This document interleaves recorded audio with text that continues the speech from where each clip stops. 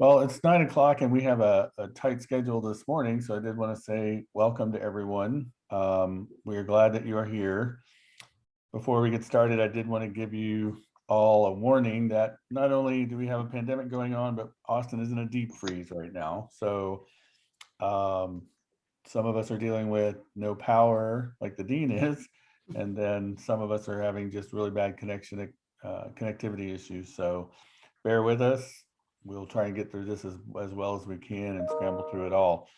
So first, we will be hearing this morning from Dean Mora, and she will give you a welcome address as well as some information about the Jackson School and what to expect here. And then Brian Horton, who's the graduate advisor, will continue with his presentation. And then I'm Philip Guerrero. I've probably dealt with most of you through email in some form. I'm the graduate coordinator, and I will be closing it out with the real meat of the presentation, and then we'll have some questions. If you have questions along the way, please use the Q&A feature at the bottom of your Zoom window. Chat will be disabled, so use the Q&A for that. And if we don't get to them right away, don't worry, we will get to them by the end of the presentation. So with that, I'd like to introduce you to our Dean of the Jackson School of Geosciences, Claudia Mora, and welcome. Thank you, Philip. Good morning. I'm sitting here in a dark living room, and if my phone goes out, so does my connection to the world.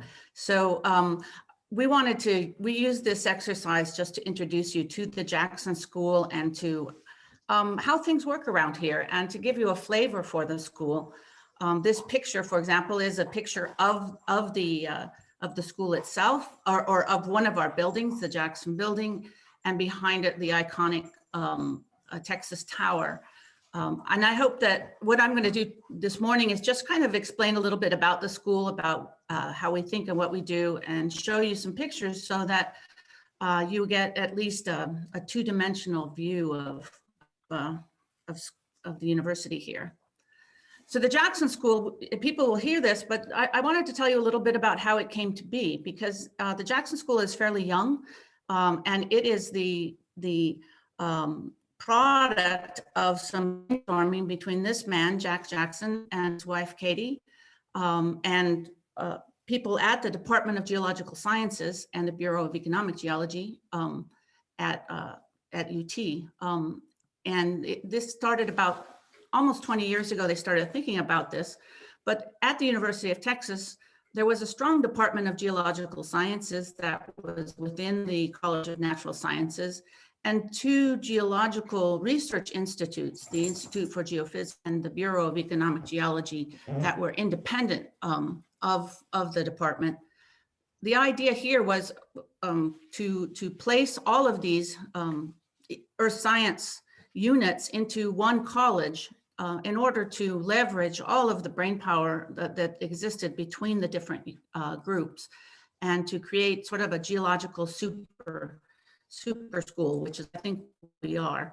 If you place that super school then into context with the University of Texas at Austin, which is itself a large school, you actually have essentially a think tank, a geological think tank that is surrounded by physics think tanks, a chemistry think tank, and other really strong departments within Austin.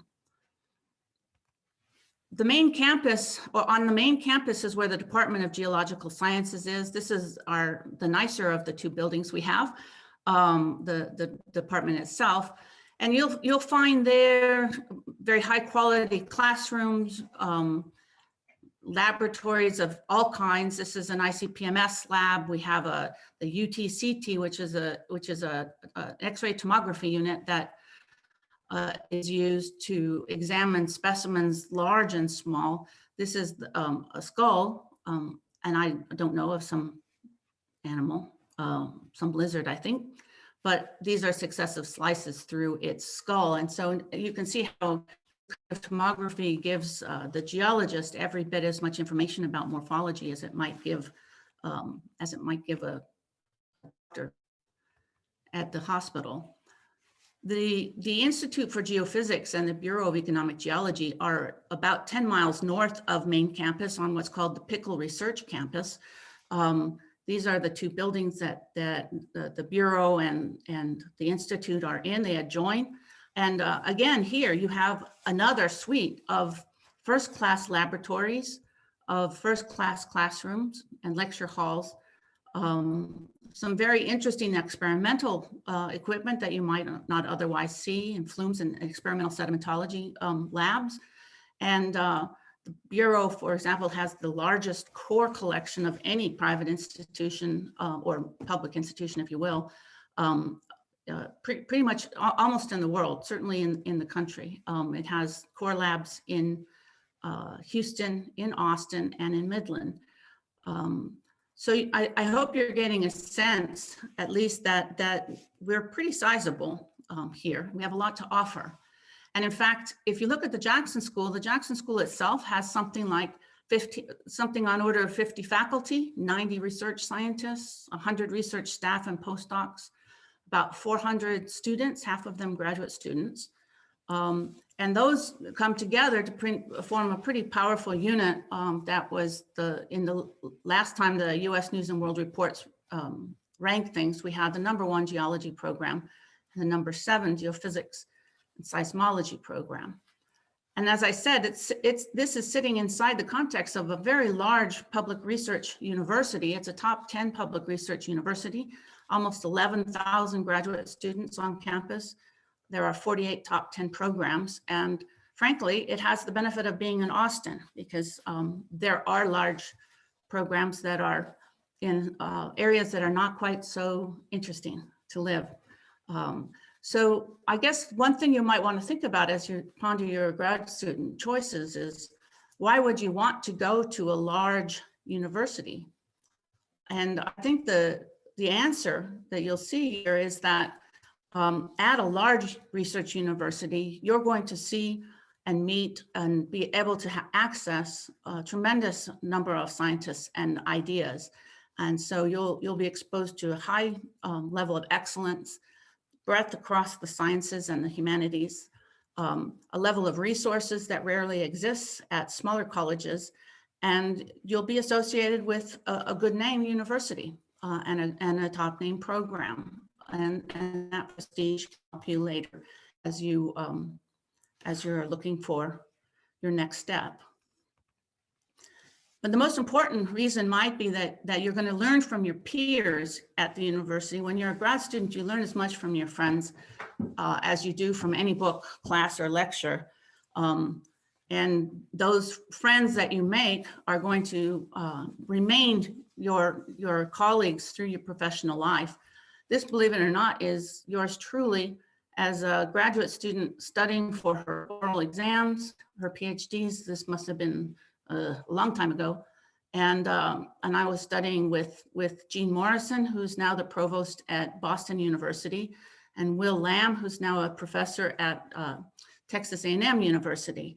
And you can see the collective work together created a certain saintdom amongst us. So at the Jackson School, we're going to try to, what we'd seek to do is to address fundamental geoscience questions regarding Earth's transitions over space and time. That's sort of the overall theme of our strategic plan. What we really want to do is to lead transformative and convergent research that directly relates to societal challenges of the 21st century. You'll find as you talk with me more and more that I'm very much a fan, if you will, of moving science to society more readily. We foster a diverse community of scholars and seek to develop collaborative research groups that are both across our units, but also across the university and in collaboration with other universities.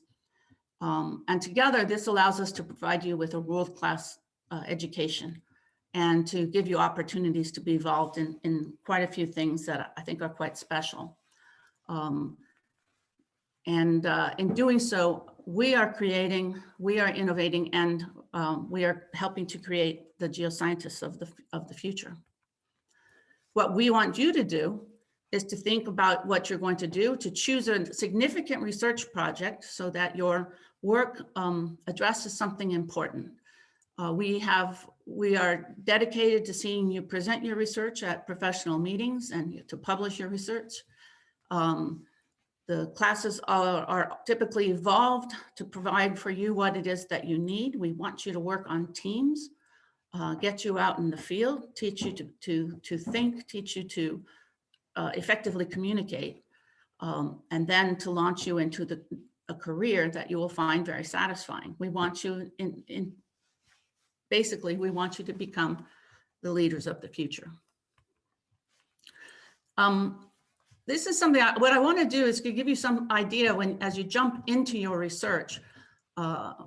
There's some changes have happened within the workplace. And I'm talking about professional employment. This could actually be across the board, this includes academic employment. But in the past, between your formal education and your professional employment, there typically was an applied skills gap. When you went into industry, they taught you how to patch that gap. When you went into academia, you kind of learned by the seat of your pants, or you had a postdoc or you had a visiting professor where you learned the trade. I think that more than anything, what you can do for yourselves as you go through your program is to keep an eye and make sure that you are developing the real world skills that you need to become a professional of any type, which is, and this is the list here, you need to learn how to think geologically. So across time and space, think on a systems level, and to be able to reason and synthesize information from disparate sources. You're going to want to understand how to work in dynamic and open systems with real data, and understanding the limits of the uncertainty, or the limits of the certainty, if you will, of the data you're working with. And you're going to want to develop your soft skills simultaneously. We have opportunities to help you do this, whether it's in courses or workshops, but I think it's worth keeping all of these things in mind as you go through school, and make sure that you're collecting some of these skills.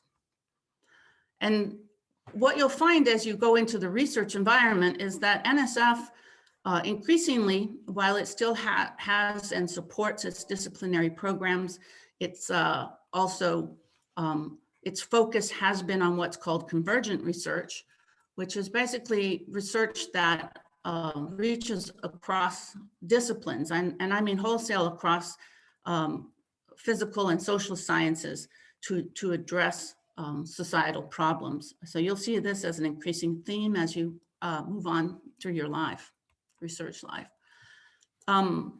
What you'll learn at the Jackson School is learn to understand how various disciplines feed into the multiple research themes that you might study.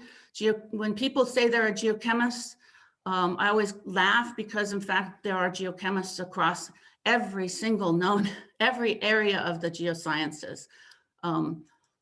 One of the things that tells you is that if you learn some geochemistry, it's actually applicable across many more fields than you might at first. Learn your skills at a deep level, and you'll be able to translate them in this way. You also need to understand then how these research themes can integrate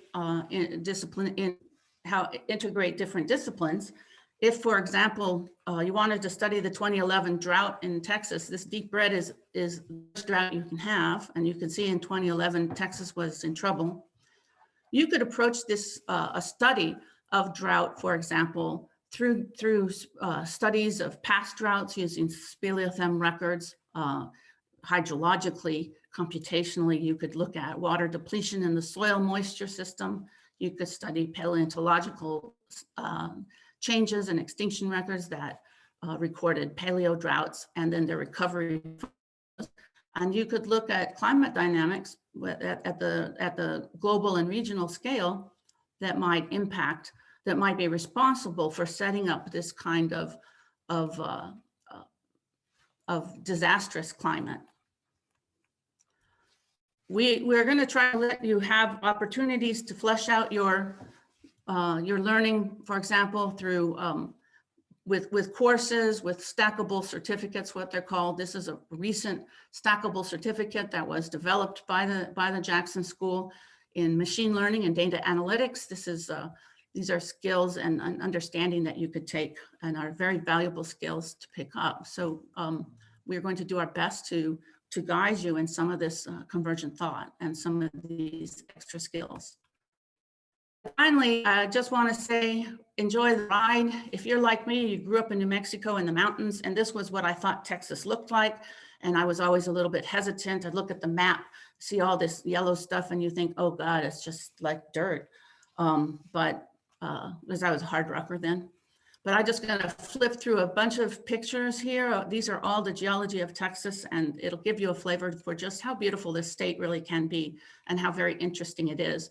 Whether you're in the Chisos Mountains in the Big Bend area, see, sometimes you even find explanations for what you're looking at. I always found those to be very handy when I was in the field.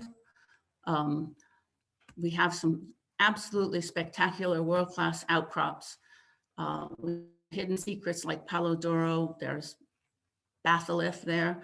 We have sedimentary systems and barrier island systems that are fascinating.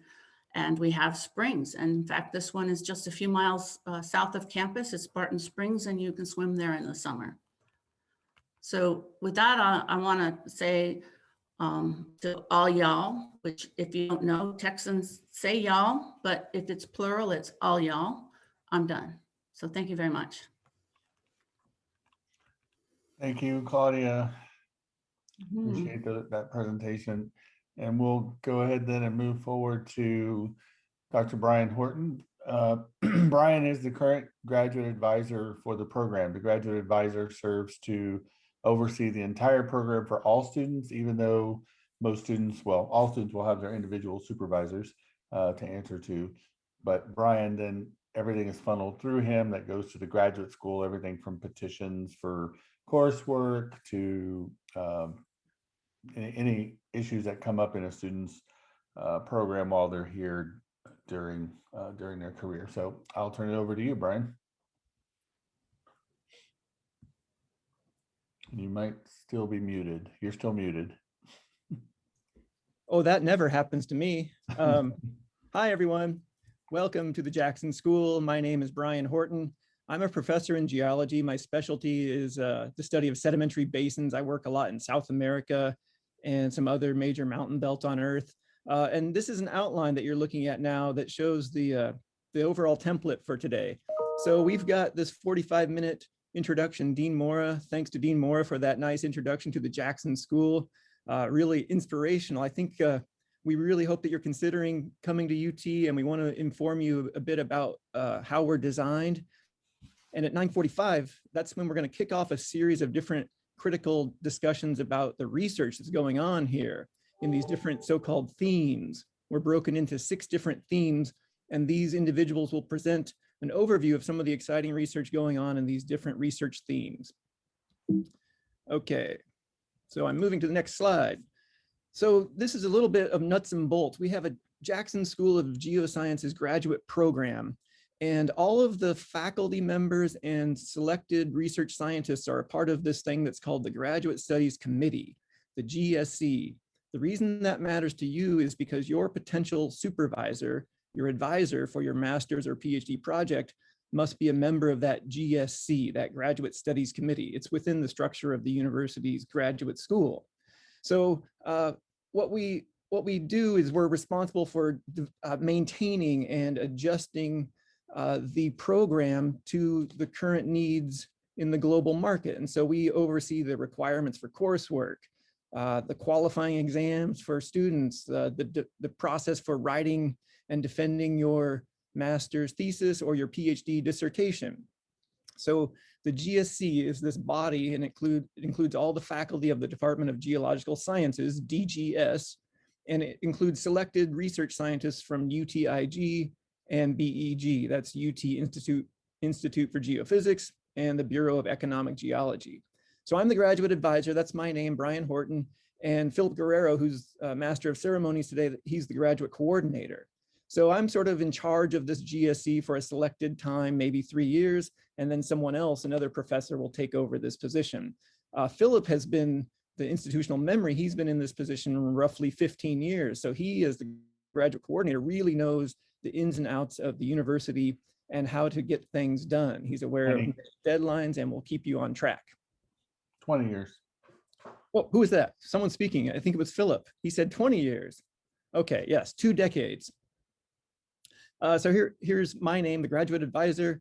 I do a bunch of paperwork and pencil pushing, which amounts to assigning forms and keeping track of you, individual grad students, in terms of staying on track and matriculating through our program. Okay, so in many ways, this is a critical measure where we keep track and make sure that everyone is proceeding and progressing properly. The graduate coordinator, Philip, we're both photographed there, me in a different time in the past. We are resources for you. So once you are here at the Jackson School, we will be available to you to help get you through the program and answer questions and remind you of deadlines and things like this. Now, I've been the graduate advisor for 1.5 years, and one thing we've worked hard on is we've updated the graduate website. So you can go online and look at this website, and there's a whole long list of different things, but these are resources that one can find. UT is really big. I think you've already heard that, but it's a really large university, and there are many resources, but sometimes finding those resources can be a real challenge. So we're trying to be more centralized and recognize the issues that graduate students might encounter and have a one-stop shop where they can find links to these resources. So I'm not going to go through these, but I'm just showing the first of 3 slides. So this is a continuation of that website. I want to underscore one thing, which is the handbook. We are a large program. We have roughly 200 graduate students at any given moment. And so we need to have a map, a roadmap for students. And that is spelled out in the graduate student handbook, which is available online. It's probably 35 pages long now, but most of the answers that you need to the details of getting through our program are listed in that graduate student handbook. So again, I'm just showing the final slide of this long list of clickable links to various websites for things that you may need resources. Now this is not to say that we're not here for you, but it's maybe the first stop in your search for assistance or for answers to your questions. And then the next stop is me and Philip Guerrero. Okay. So this is not formalized, but just thinking about your expectations and what we expect of our master's student. This is sort of a shortened version. I think each individual supervisor or advisor will have their own list of items, but it's certainly a thought that we want you to be defining your research project early on in that first year. Some students might show up and already know what they're going to do the moment they land here in Austin, Texas in August of 2021. That's this year. And we want you to hit the ground running and soon have a project identified. Ultimately, we want you to be presenting your research at national or international conferences. We want you to publish. Yes, master's students, we don't want thesis work that just goes to the library and sits on a shelf. We want it to be actively available. So we want you to publish. And of course, there is a thesis that you will write and you must defend with your committee. And that's a critical element of finishing the Master of Science. Now the PhD, now this is also a case where it's maybe more open-ended because it's a longer time frame, but we'd like you to have your research proposal that you develop largely independently, but with the guidance of your supervisor. We would like to see that happen in the first year. So we don't want you to spend a lot of time focused on coursework. We want you to jump right into the research as soon as you can. As a PhD student, you have to pass a qualifying exam that's either in the 3rd or 4th semester, depending on whether you come in with a master's degree. And we want you to publish multiple articles, scientific articles related to your PhD research. And the PhD written body of work is called a dissertation, and you would write that up, finish, and defend with your PhD dissertation committee. So a few responsibilities here. Think deeply about what your goals are. It might sound too far off, but it's not really that far off. You need to be selective about what your goals are and define your objectives so that you know that you're operating in your own best interest. and your supervisor needs to be aware of these things. So a communication with your supervisor is critical in developing your pathway. They need to know what it is you're seeking from your master's or PhD program. This supervisor, it's their responsibility to provide you with timely, useful feedback on your written and oral presentations and written documents, and of course, treating everyone with respect. So keep in mind that these supervisors are not necessarily someone that will just hand you a project that's ready to go, but they'll interact with you to develop a research project that best fits your long-term career goals. So it's very much a collaboration, not necessarily a relationship where you should think of it as a direct supervisor telling you exactly what to do along the way for every moment.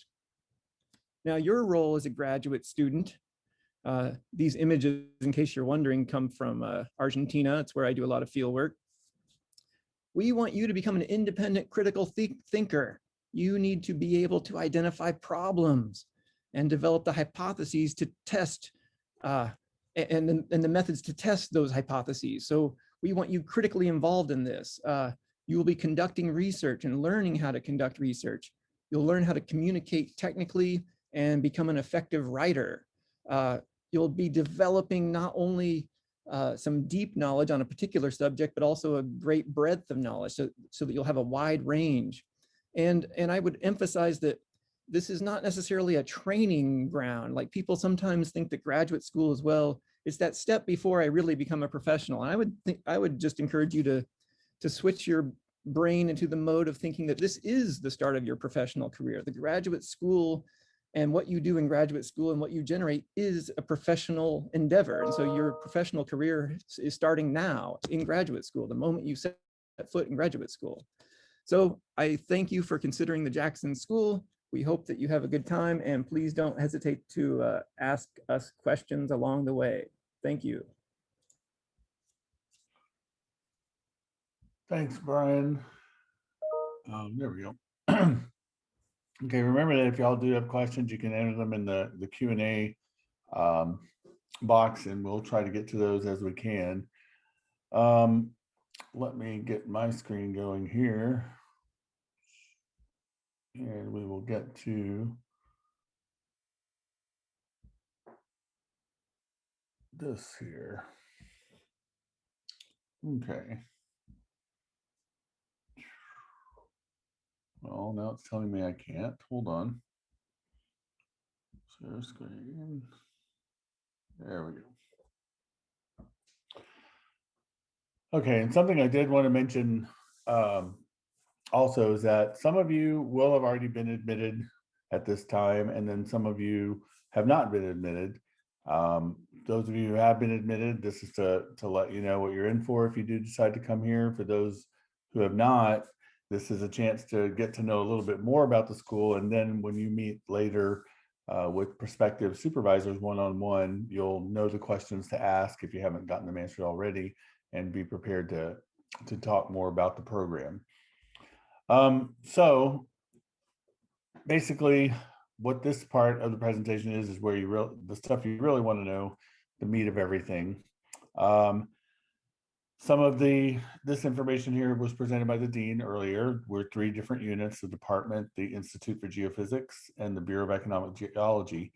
And students can work with anyone in any unit without any difference in support. So when a student is admitted, they are admitted with full support, but they might work with a faculty member in the department or research scientists out at the Institute or at the Bureau. You're accepted, like I said, into the department or the graduate program, but you can work with anyone. Your mentor is your initial point of contact to get you started in the program, and they may or may not end up being your supervisor, but 99.9% of the times they are. But you are allowed to switch. That option does exist. And then eventually the graduate school recognizes your research person, your research supervisor, as the person who is your academic supervisor and the chair of your dissertation or thesis committee. And then once you designate that committee, which is usually in the second or third semester, your supervisor takes on that role of mentor. So our support offers, we only admit students with full support, those that we can support. And those in the master's program are guaranteed 4 long semesters of support, and PhD students are 10 long semesters. A long semester is a fall or a spring semester. So when you hear that term long semester, that's what we're talking about. An RA salary right now, as it sits for 9 months, it's at a 50% appointment, and that 9-month salary is the amount you see there, $20,349 or $2,261 a month. For a bachelor's degree holder, if you hold a master's degree, your salary is a little bit higher. For TAs, the overall salary is just slightly higher, $2,306 per month or $2,378 for those who already have a master's degree. Health benefits are included with both the TA and the RA. If you hear from anyone that that's changing this fall, it's true, but only the way it's being administered. Otherwise, you're still getting the same health benefits that current students get. So there's no change there. Excuse me. And then other forms of support or sources of support that we have, there are fellowships across all 3 units that are distributed. And then we have what's called independent studies semester for PhD students. These are what many students come to call free semesters. It's a fellowship for 1 semester that you've earned after doing 2 semesters of TA. So those are really nice to have. Tuition and fees are always going to be paid while you're a student admitted with support and within that 4 or 10 semester timeline. So tuition will always be paid. You don't have to be an RA or a TA to get that tuition paid. We have some students that at the end of their career here decide that they, for whatever reason, they're not going to work as an RA or TA. They even sometimes go off and start employment early, but we're still paying their tuition because they're still in that window of support. The independent studies semesters that I alluded to just a minute ago, they're designed to offset the time that TAs spend teaching and not being able to work on their research.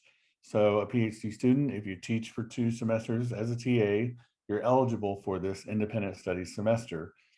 You request it with your support request for the future semester, and you can earn 1 automatically with 2 semesters of a TA. If you do two more semesters of a TA, you can request a second one by petition. You just need to show that you did use your first independent studies semester for true research and didn't just goof off and have a good time for 1 semester. So you can possibly get a second semester of independent studies. And all of these forms of support, including the independent studies semester, do need to be used before that 4th semester, or I'm sorry, that 10th semester for PhD students and 4 for master's students.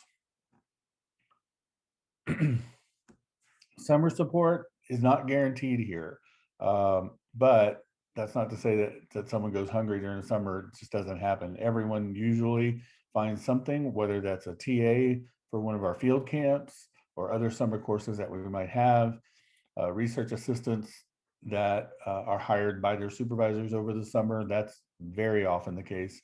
And then some students whose goal is to go out into industry will get internships sometimes during the summer. So again, I've never seen a student during the summer that didn't have one of these forms of support to get through the summer semesters.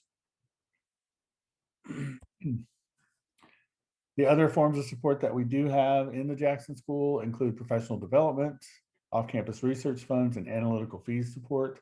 Professional development is pretty straightforward. If you're going to a meeting or taking a short course or something like that, that is professional development, then you have a budget of $1,000 as a master's student and $3,000 for a PhD student to apply to get those funds. So let's say you want to go to a GSA meeting, you would submit a request for the use of those professional development funds and be able to use it to pay for that trip. That's usually done on a reimbursement process. The off-campus research funds are for doing research. If you need to go to your research field area which might be in another state or even another country. You apply for these funds. They are available as the budget allows each year. There's a set budget each year for off-campus research funds. So you might request a certain amount, but if we have so many requests in that semester, you only get a partial funding of that. Your supervisor usually provides the rest of that kind of funding. And then we have analytical fees support that's only available during the summer. That's if you need to go or to get analytical services done over the summertime, either here or at another campus. And it is also subject to funding. Right now, as you can imagine, off-campus research and analytical fees that's done somewhere else, and even to that extent, professional development is pretty limited just because travel is also very limited. But hopefully by the time all of you are here, a lot will have changed and we'll be in more of a normal sense here. And just to get back to, I saw the question about full support. What does it look like? I hope they answered the question. That answered the questions about support. If not, we'll get back to that. So degree requirements.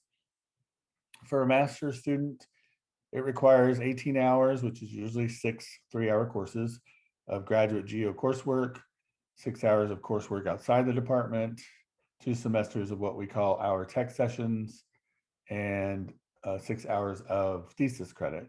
So that's 2 years of a program, and there's not usually any problem getting that done. Some students will go one summer over to get finished and get that just that thesis written. So that's not unusual. That's the 2 years that's spent here. For doctoral students, it's 15 hours or 5 3-hour courses, and most courses are 3 hours of graduate geology coursework, then 2 courses outside the department, which can be taken on a credit no credit basis. The same for the master's. 2 semesters of our technical session series, which is just a talk series, and then a proposal writing class, and then the dissertation hours.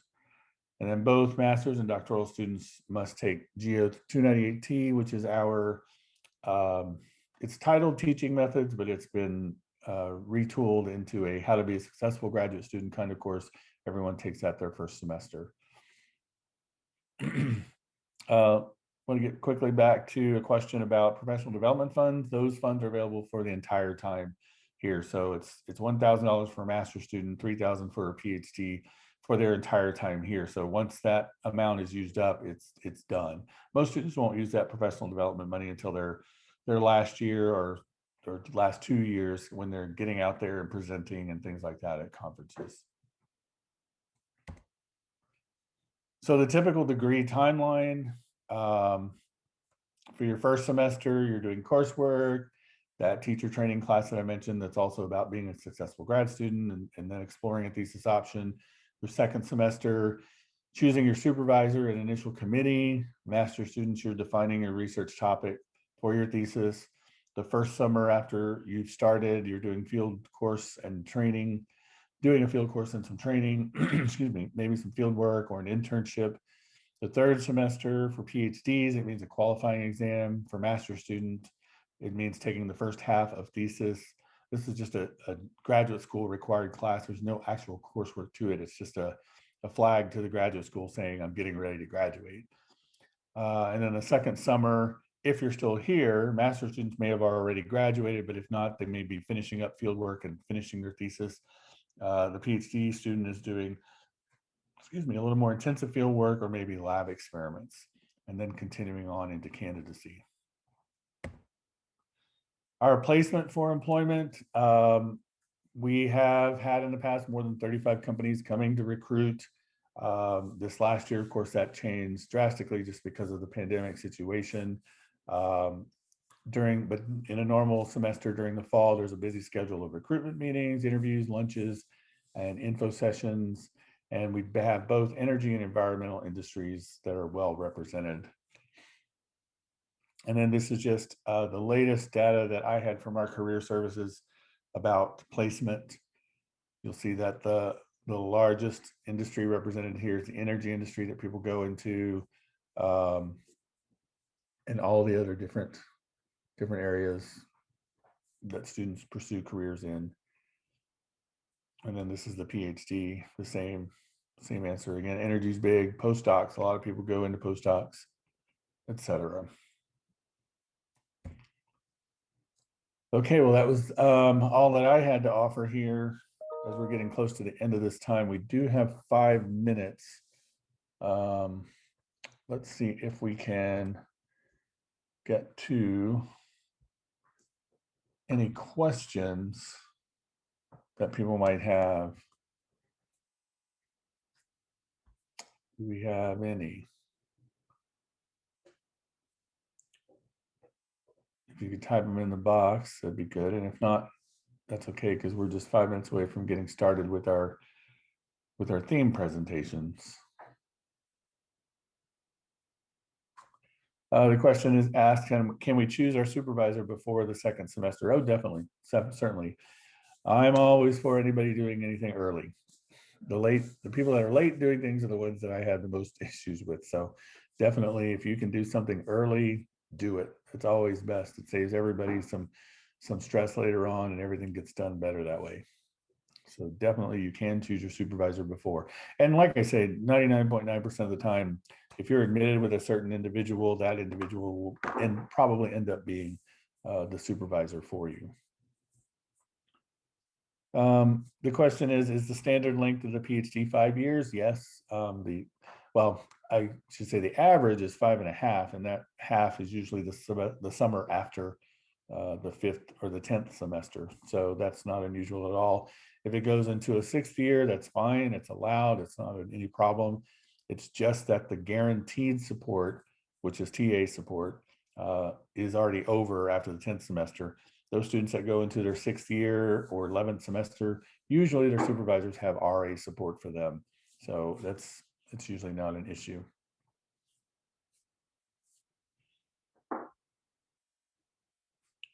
Anything else?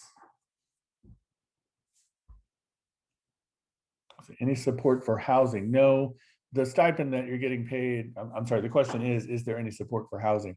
The stipend that you're paid is expected to be your housing. That's for you to use for housing, for just cost of living expenses, everything from gas for a car if you have a car, things like that. So the stipend that you get, that little more than $2,200 a month that I showed on the slide, that's what that support is. It looks like there might be an extra answer there that Sean is typing that you might get also. It's pretty competitive. We did a survey a couple of years ago of our support, and when normalized for cost of living and especially housing, we're about ranked 3rd in the support package that we offer.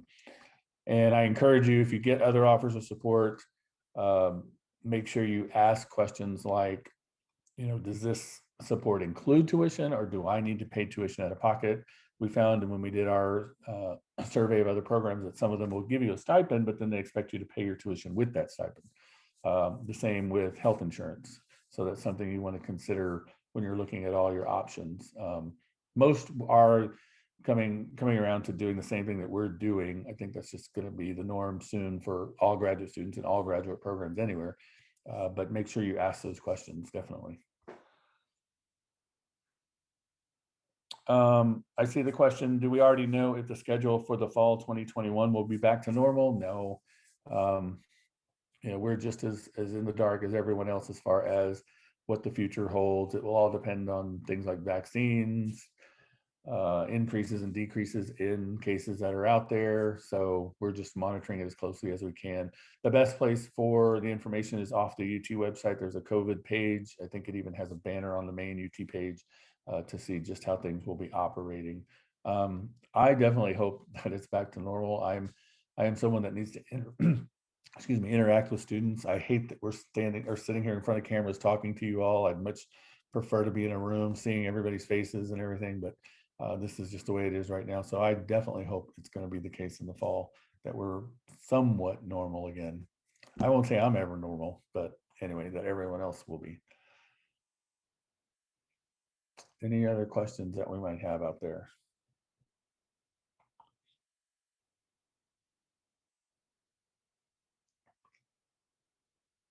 Well, I think then Brian, we may be ready to move into our theme presentations.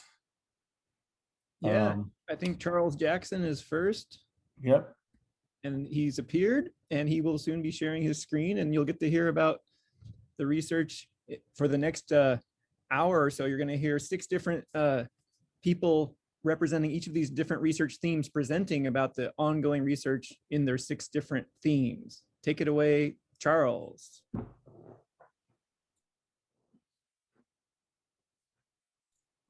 So unmute yourself and share your screen, and then we're good to go. Sorry about that. Yep, I found my unmute button. As host, I also found some other controls that seemed pretty masterful, but I held off on tripping a wire of some sort here. Let's see. Welcome everyone to this virtual visit. I'm happy to be able to represent a broad swath of research related to climate and the environment. I'm a research scientist at the Institute for Geophysics. I specialize in climate modeling. I think a lot about abrupt climate change and uncertainties in future warming. And I'll start with this animation. This was created here at the University of Texas from the Patrick Heimbach, who's a faculty member in the department. And he's also at the Odin Institute. And the Odin Institute includes faculty from many different departments, and they are all specialists in modeling and creating codes that run on high performance computing computers. But there are 8 faculty and research scientists who use high performance computing and simulation to do their research. So it's a pretty important component of climate and environmental research. And these tools are rapidly evolving. They're integrating more and more types of processes, particularly when you think about climate and its impacts on the future. We have to anticipate how the impacts of sea level rise, of extremes, of precipitation and drought and all those things. And it requires new ways of thinking about how to make use of observational data, how to better simulate all the processes to resolve these things. And in this case, I should probably say in this animation, the warm colors are like, it's the warmth of the Arctic temperatures, where the warm colors are like 2 degrees above freezing, and the blue colors are like right near freezing. So it makes it look, the Arctic look much balmier than it really is. But this is state estimation. So it's a special technique to make use of all the observations that exist that are pretty sparse, but then to infer basically all these high detailed processes that are exchanging heat with, let's say, the Greenland ice sheet, which is a really important topic these days because it's regulating sea level rise. And so everyone here has some, let's say, similar set of challenges, but we go about it in slightly different ways. So what I'm going to do is to summarize a little bit of the kind of the theme that kind of unites a lot of our research is in this topic is to understand the patterns of forced change. And patterns matter a lot because, for instance, in this pattern of sea surface temperature, that is what happens during a El Nino, that causes huge variations in flooding and drought throughout the world in major ways that interrupt agriculture and the like. So with climate change, what you'll have is different patterns emerge because the forcing itself, let's say even global warming, even though that's spatially fairly uniform, that may cause concentrations of areas where energy is entering the atmosphere and causing teleconnecting impacts elsewhere. And that interconnected nature of the climate system is fascinating from a scientific point of view. It also makes it challenging in that even the small details of what happens in a given region impact regions far distant. So I'm going to review a little bit some highlights of different faculty and research scientists, their work, and then I'll get to some cross-cutting themes where people are collaborating on certain interesting topics.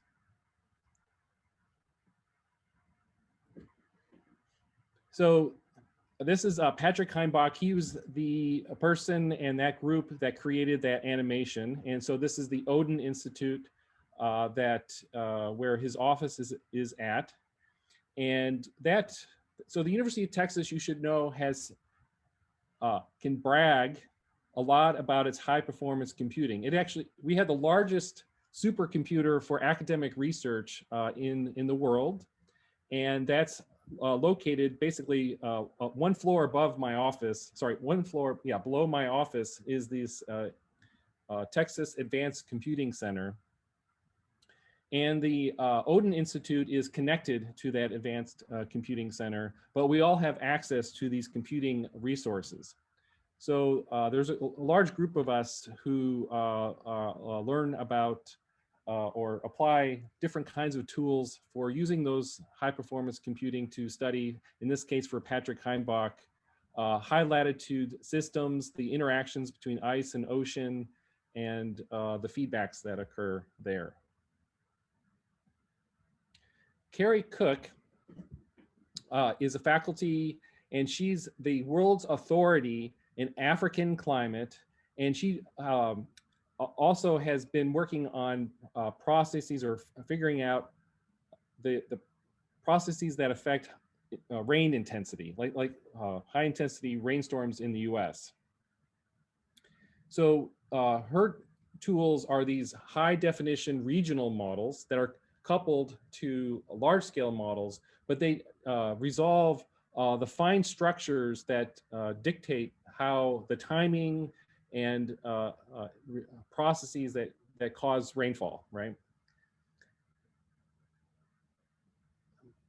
Tim Shanahan is a faculty that develops geochemical tools to study the evolution of climate over time. And for instance, in the lower left panel, there's a time series of the deuterium excess of leaf waxes that are indicators of the hydrology that in this case was in Colombia. And you see this kind of long-term changes in hydrology that included the Little Ice Age and the medieval climate anomaly, features that we're still puzzling about how to explain.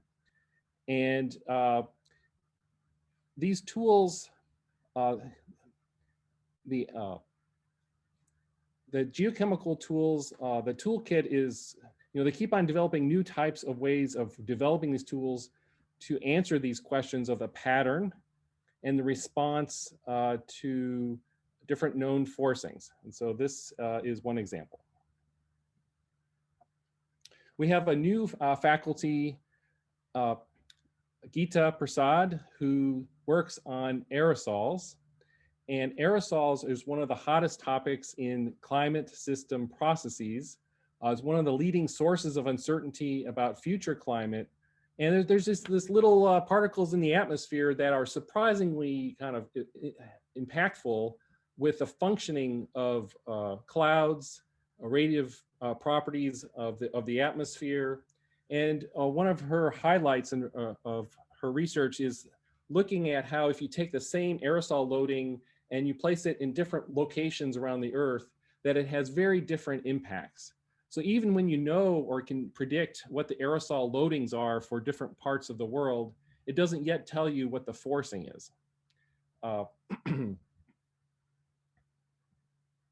Ginny Catania, also a faculty member, and also at the Institute for Geophysics, studies the Greenland and Antarctic ice sheets. She's an expert in subglacial hydrology, and this also demonstrates another kind of challenge in the geosciences where the processes that you're interested in are not readily observable. So you can't directly observe the subglacial environment, the water systems down there. So she's drilled holes and put pressure monitors, and she's come up with an interesting picture of the hydrologic systems underneath these ice sheets and how they're separately functional, but temporally connected. And I guess that was a complicated way to say that when water at the surface bores its way down to the bed, it can affect sliding, but it's complicated. That the effect is fleeting, and that it evolves over time. Yuko Okamura, her office is next to mine, and she's came up with a theory for why La Nina events, so that's the kind of the cold phase in the Central Pacific of sea surface temperature, for the El Nino oscillation, and that the La Nina tends to persist over several years. And so she's come up with a theory for why they persist. And of course, this is really important for predictions, that if you can anticipate years in advance that there will be a La Nina, that will have a huge impact on ability to plan for droughts. And her work actually was featured in the Washington Post about a month ago. So it's a big deal. Jay Banner, a faculty member, develops records from cave deposits. And of course, he always has these fantastic pictures coming from caves in and around Texas. He's also the leader of the Environmental Institute, and that has deep connections to other parts of the university. And I will be highlighting the Planet Texas 2050 Bridging Barrier Initiative by the university. And he's very good at connecting how climate change will impact society, connecting to kind of decision makers at both local and state levels to begin planning for climate change impacts. Dan Breaker knows everything about paleosoils. And paleosoil is a region, of course, you know, soil where soil is, but there are basically records a lot of places in the world where you can reconstruct the environment based on the paleosoil. And he studies the modern soil, the processes that affect the carbon cycle within that layer, and then tries to interpret past changes in the carbon cycle using paleosoils, and with a range of tools.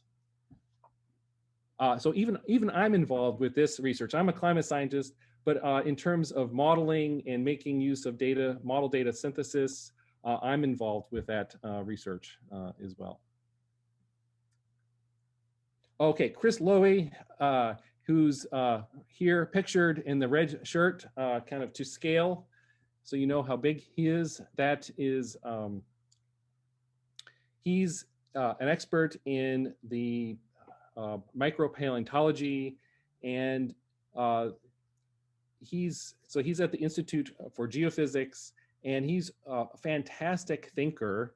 For one of the big science stories that came out of his work that I think Sean Gulick will also highlight is the resurgence of life after the KT boundary impact event. And so was able to reconstruct in detail like the timing of how long it took for life to come back after this this big impact. And the science that comes out of these microfossils is just fascinating.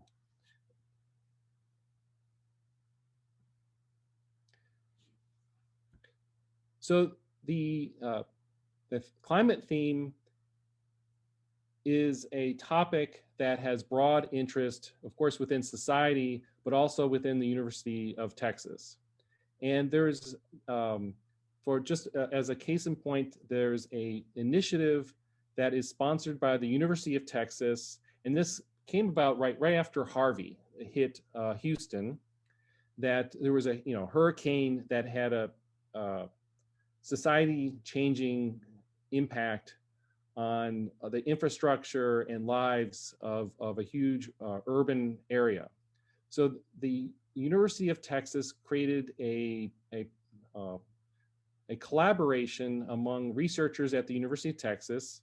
They called it Planet Texas 2050, that is focused on resilient communities.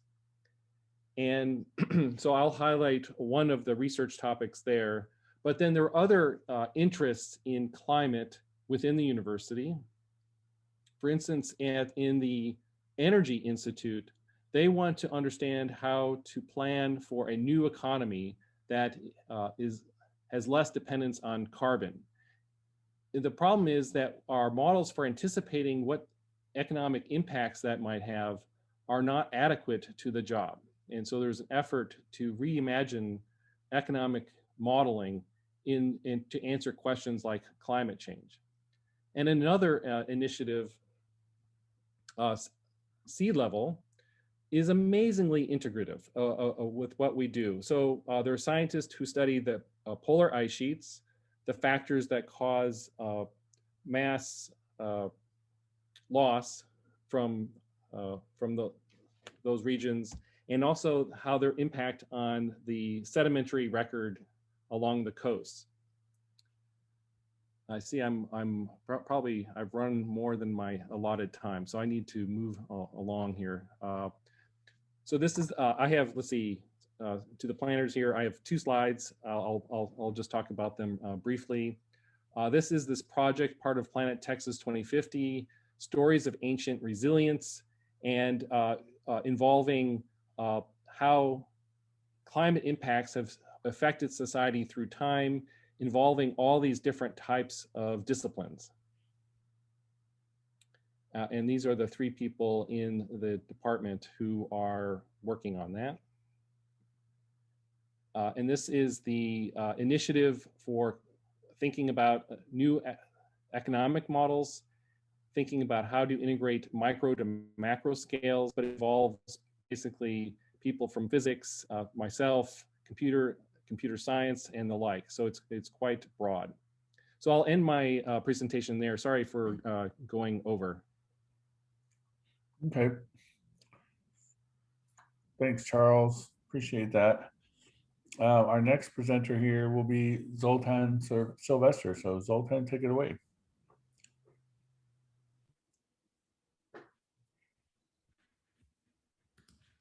Thanks, Philip. I'm trying to get PowerPoint to respond. Can you see my slide? Yes, we can see it now.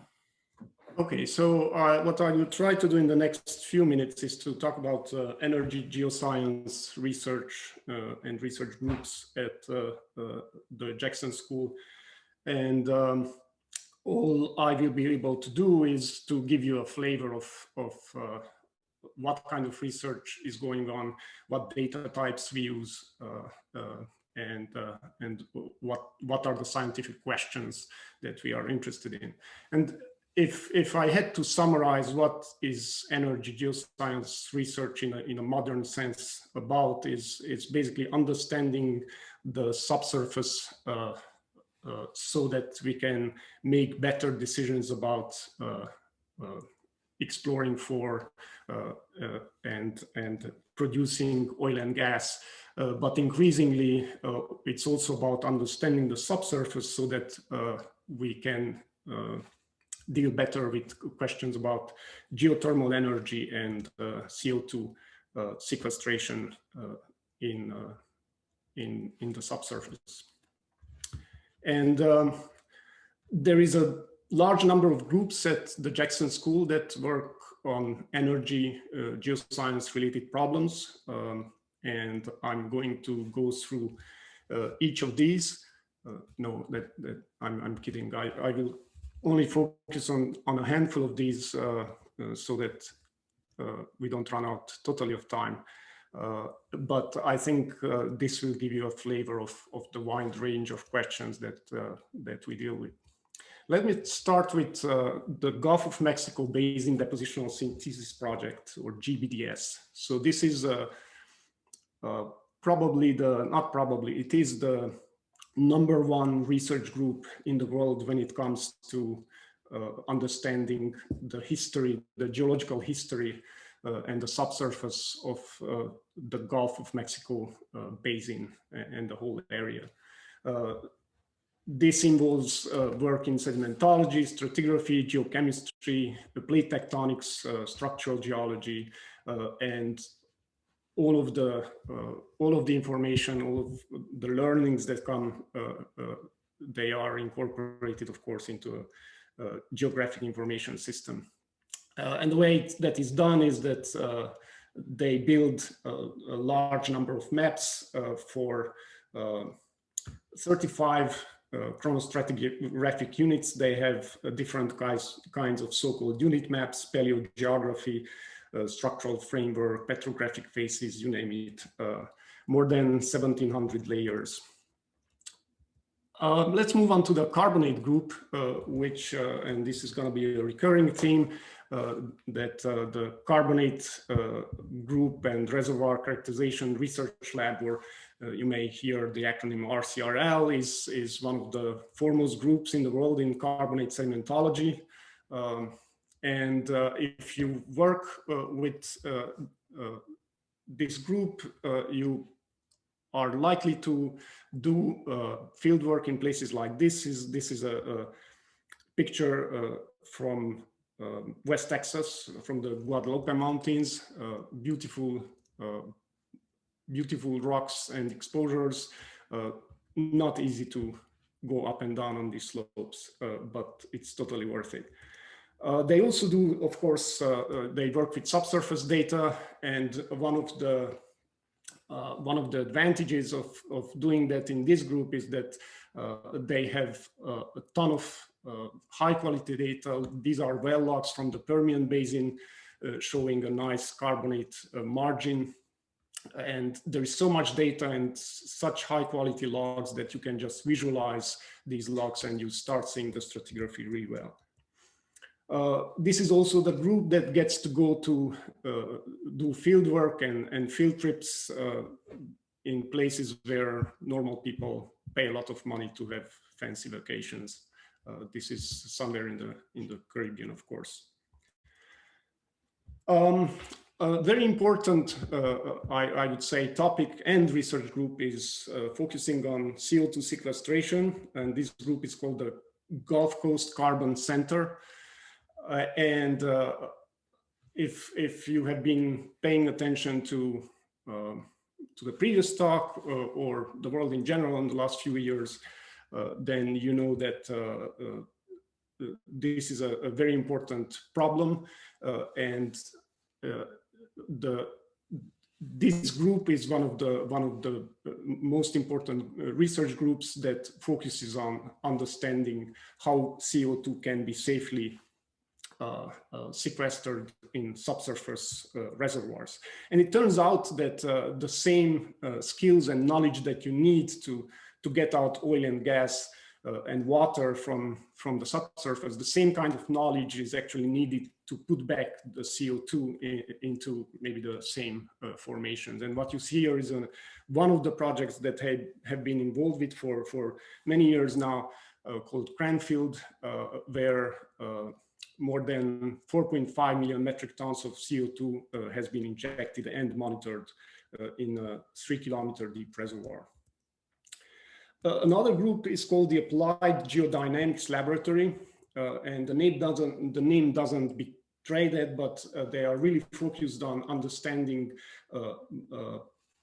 how salt behaves in the subsurface when it gets buried by sediment. And I think you will hear about this group a little bit more later, This is an important topic in the Gulf of Mexico, and these interesting / weird things happening on the screen are experiments that Tim Dooley performs. I'm personally fascinated by this. It must be one of the most fun jobs ever to follow how this deformable material in the lab behaves through time as it's getting buried. So here you see the formation of a so-called salt canopy as the salt is being squeezed out, and these colorful sand layers are added, of course, artificially on top of the salt. That is what's forcing it to move upwards, because its density is lower. And they also slice through the resulting deposits, and you get these beautiful things that it's a little bit like watching the Great British Baking Show. Dean Mora, I think, mentioned the availability of a lot of core, and this is just one of the core labs, the Austin Core Research Center. And at first sight, it might seem like an old place with lots of cardboard boxes, but there's some beautiful rock hidden in those boxes, and discoveries are made and still can be made. Here's an example where we recently found that some of the Permian Basin siltstones can be correlated over large distances. In this case, in these two cores, it's almost 15 kilometers away, and it's pretty much like a barcode. These rocks are very similar to each other over large distances. Another type of methodology, if you want, is flume experiments, and the Jackson School has some of the best flume labs to perform these experiments. David Morig is one of the experts in this, and what you see here is a close-up of a gravity flow experiment where a mixture of sand and mud is being dumped into a flume, and you see how the bed is building up and how mud is being segregated from sand, and there are these beautiful waterscape structures forming at the top. Those dark bands are waterscape structures, and these are important to understand how porosity and permeability are distributed in these kinds of deposits, of course. Seismic data is also very important in energy geoscience, and the Jackson School has many different people and groups have worked with seismic data and have access and even acquire seismic data. This is just a screenshot of the publicly available 3D seismic data sets in the Gulf of Mexico. This is an amazing resource for geoscience. It has been called, and rightly so, the geological Hubble. And I'm just going to show you one animation here created from one of these volumes where you see these beautiful sinuous slope channels coming down. Downslope is in from the upper side to the lower side.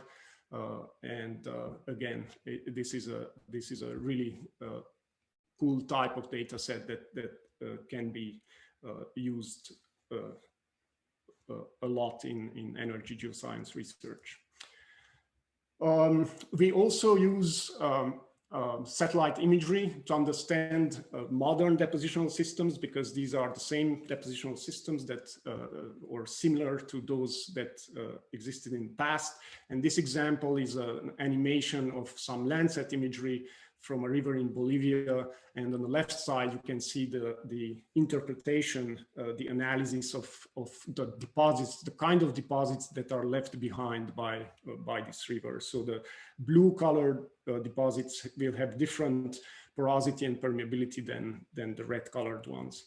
And we can take these types of models and populate them with porosity and permeability. So yellow here is high porosity, and blue is low porosity and permeability, and we can try to understand how fluids in these pores would behave through time. So in the next slide, you will see how a fluid would spread if you had a higher pressure here and lower pressure on the lower side of the image, how fluids would propagate through this deposit. And that's it. That's all I had to show. Okay. Thank you, Zoltan. I appreciate that. The next group we have is the Marine Geosciences research team, and Sean Gulick from our Institute for Geophysics will be presenting on that. Looks like camera is disabled. Let's see. I asked start. Does that work? That worked very much. Great. Okay, I'm going to present mine real quick. Let's see.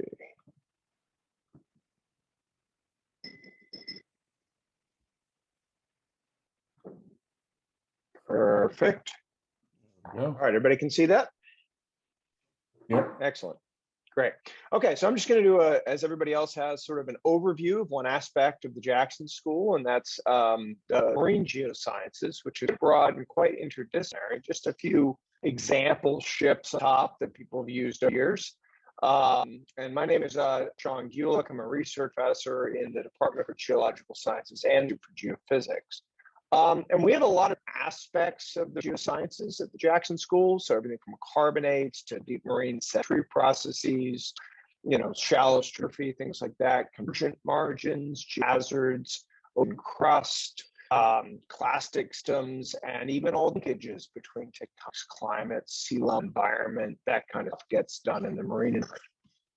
So just, one key elements, I think, of what the Jackson School has to offer is an incredible array of technical capabilities. This includes equipment and people that allows things like, putting seismometers on the seafloor, airborne, and seagoing capabilities to geophysics at many different levels.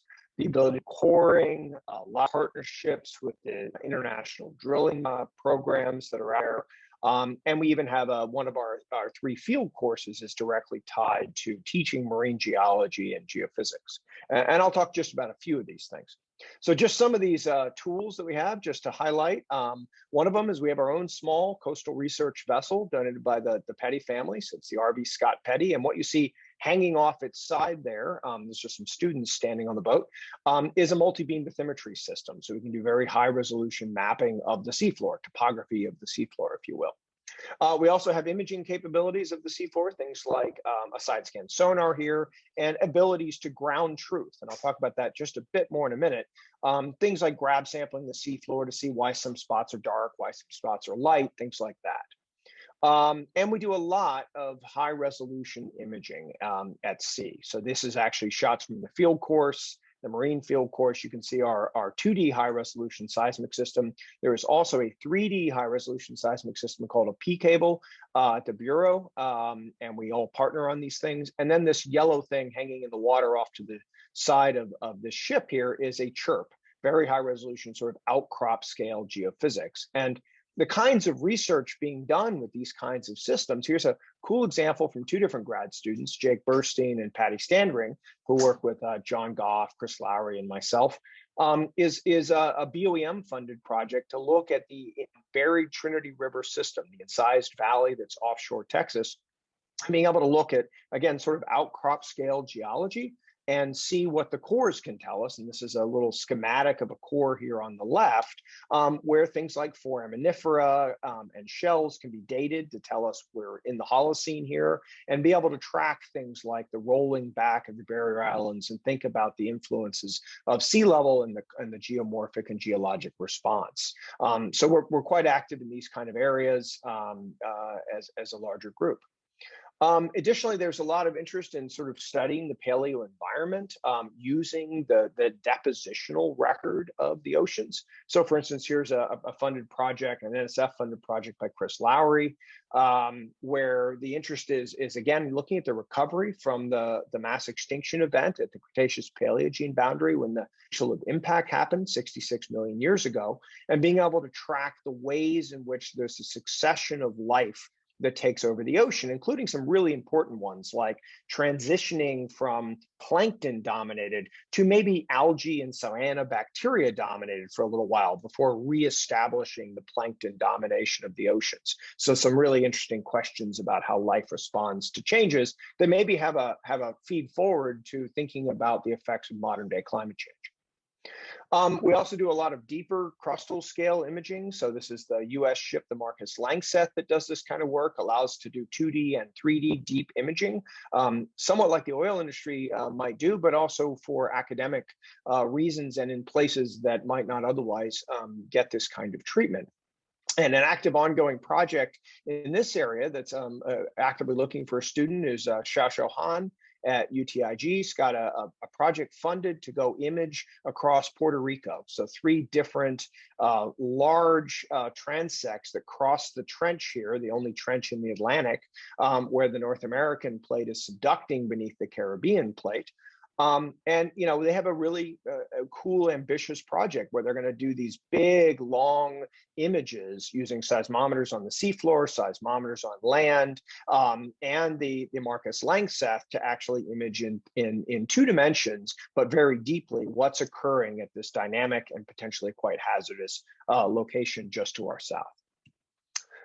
We also have broad cross-cutting kind of efforts, such as this is a modeling collaboratory for subduction zones that Torsten Becker heads up, where we're trying to mix things like numerical modeling, such as this is an example from Luc Lavier's work, as well as geodesy, and this kind of 3D imaging with the high performance computing that Charles talked about to really assess what we can understand about the physics of subduction zones. And there's a lot of forward thinking and how we might even collaborate more in this understanding of the most hazardous type of tectonic boundaries.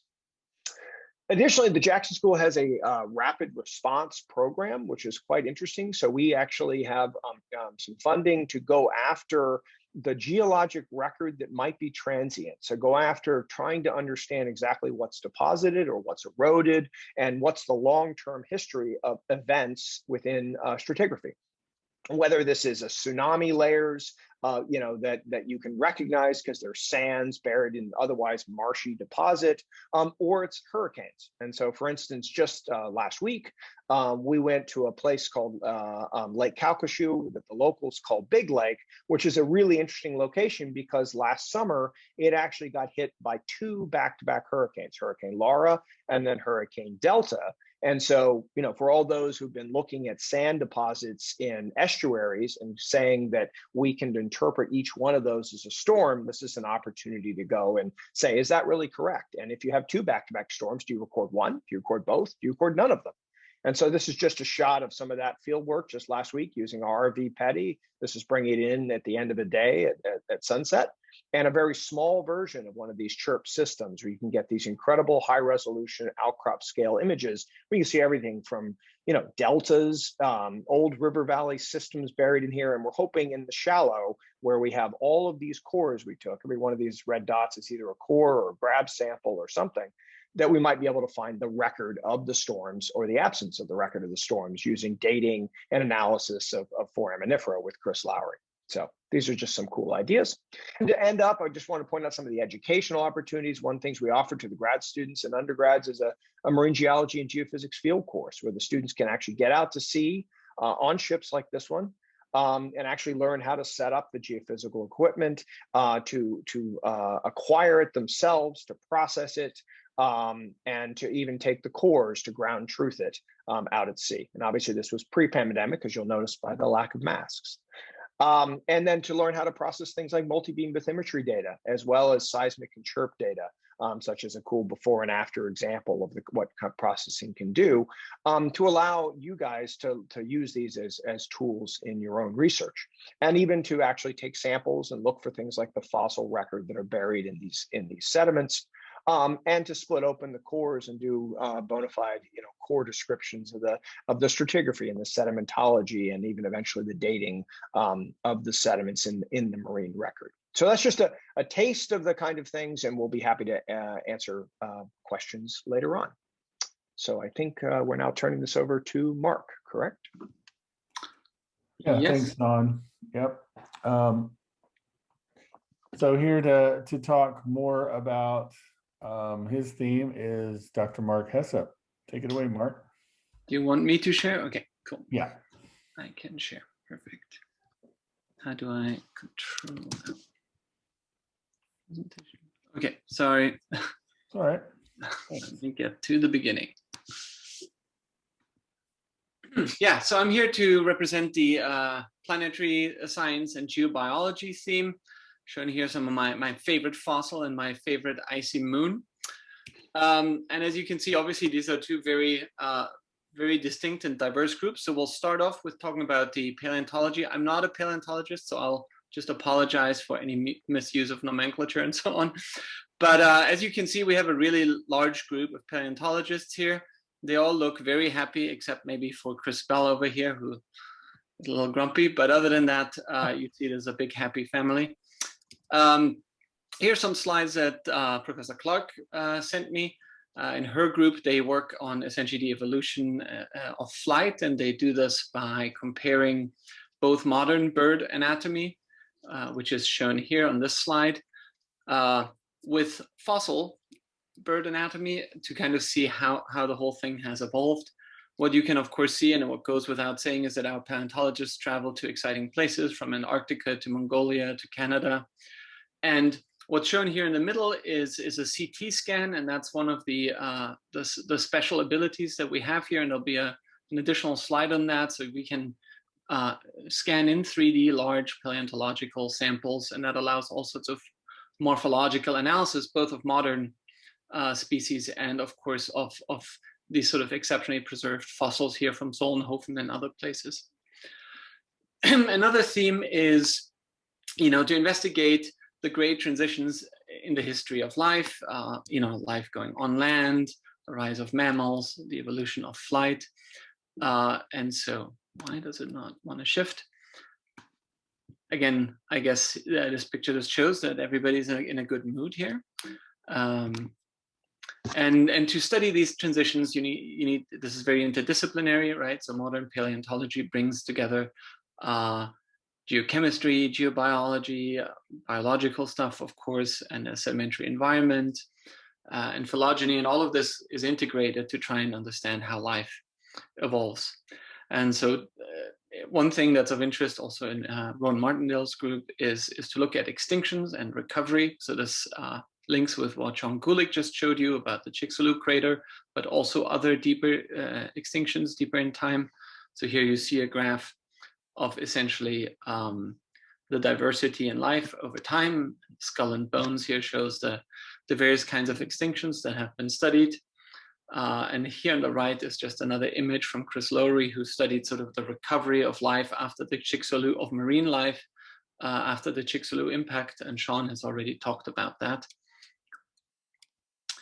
And there's a lot of work, because we have this CT scanning facility on exceptionally preserved fossils from all sorts of locations. And down here on the bottom right is a particularly stunning 3D rendering of bones in the skin of some lizard.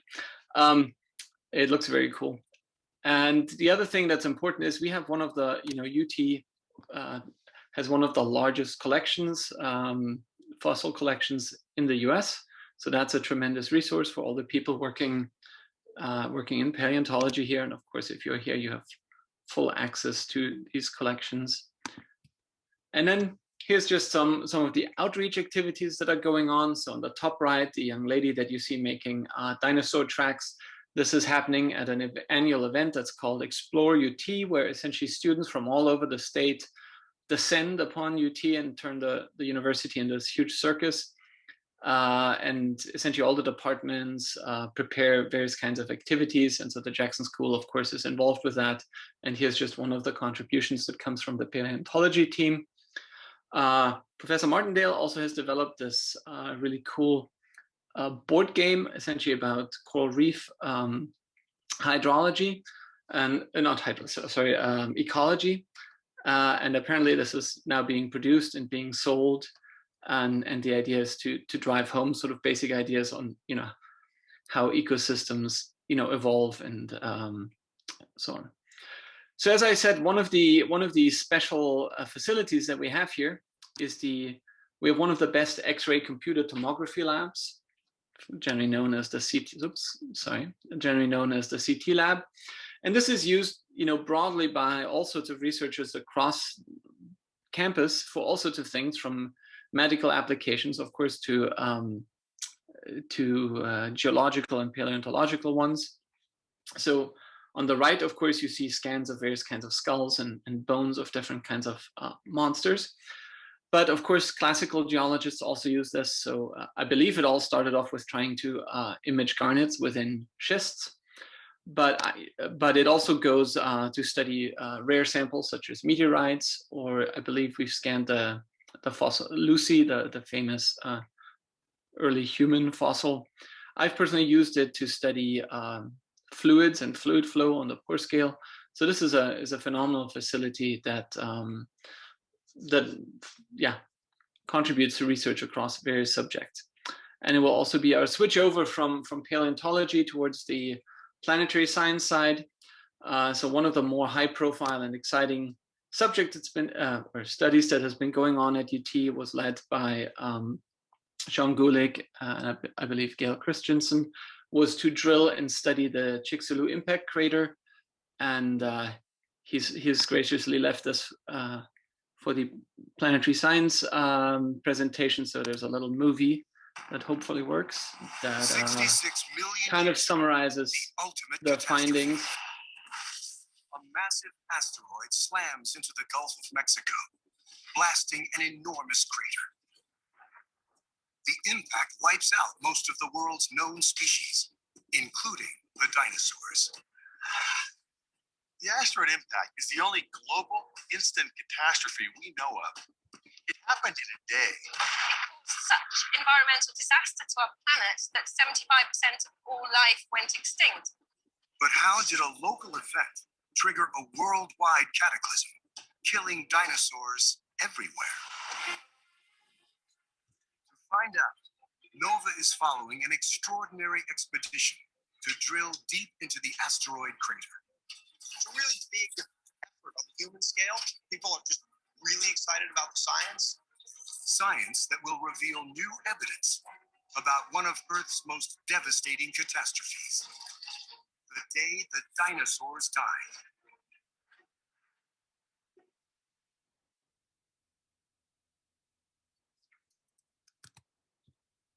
Okay, so clearly really exciting high profile work. And of course, this was, of course, partially done all with help of UT students that got to go onto this expedition and work on the course, still working on the course right now. But this is just the beginning. So we have also a very large group of people that work on planetary science. And one of our newer faculty members is Tim Gouge, and he's building a really successful group. And essentially they study surface processes really across the solar system using remote sensing. So he's got projects both here on Earth where he studies, the evolution. I believe this is the Brazos River with LiDAR, and how it evolves with time and the deposits. It of course links also to the energy geosciences.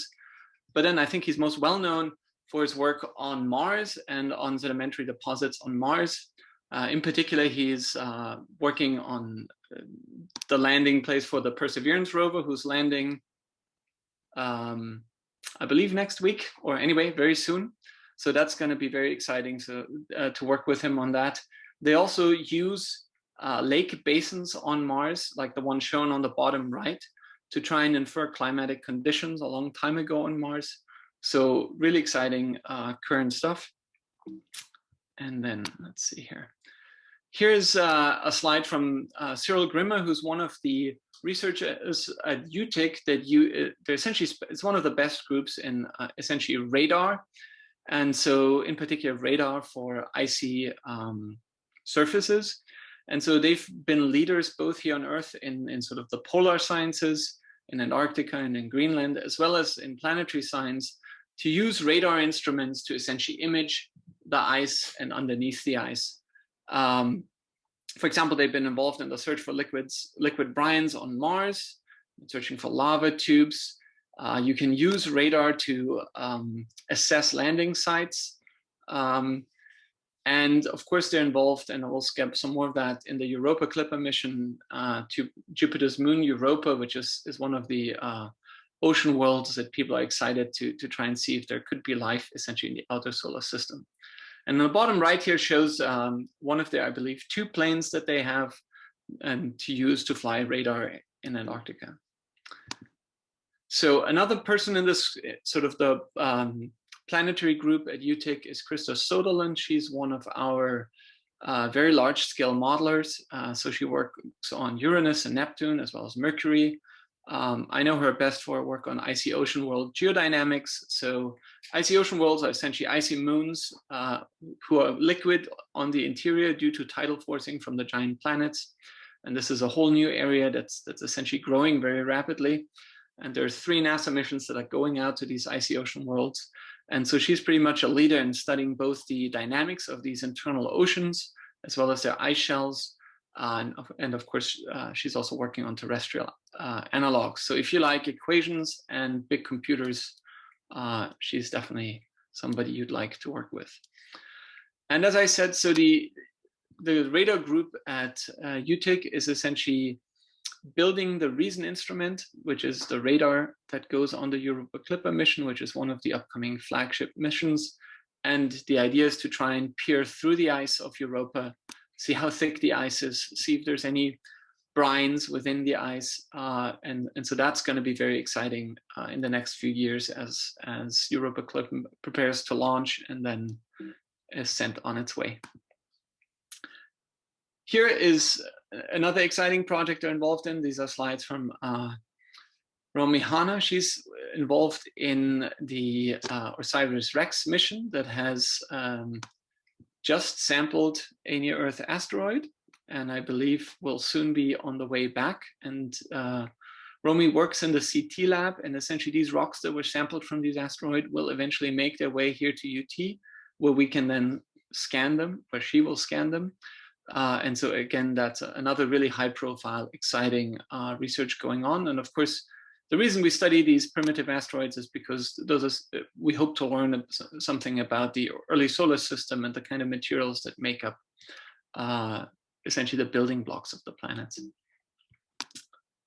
And then, but we'd also do things that closer to home. So UT has for a long time been involved in the NASA astronaut training.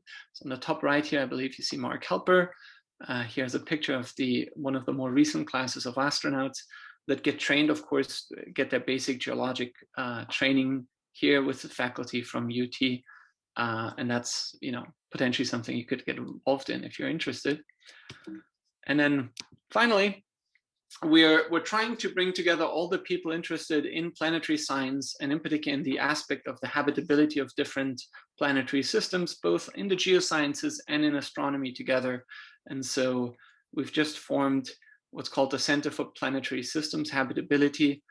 And that's really trying to bridge sort of the divide that typically exists between the astronomers that look at exoplanets and things like that, which is an exciting growing area, and the people in planetary science, which are typically more focused on the solar system here and things where we can have more direct observations.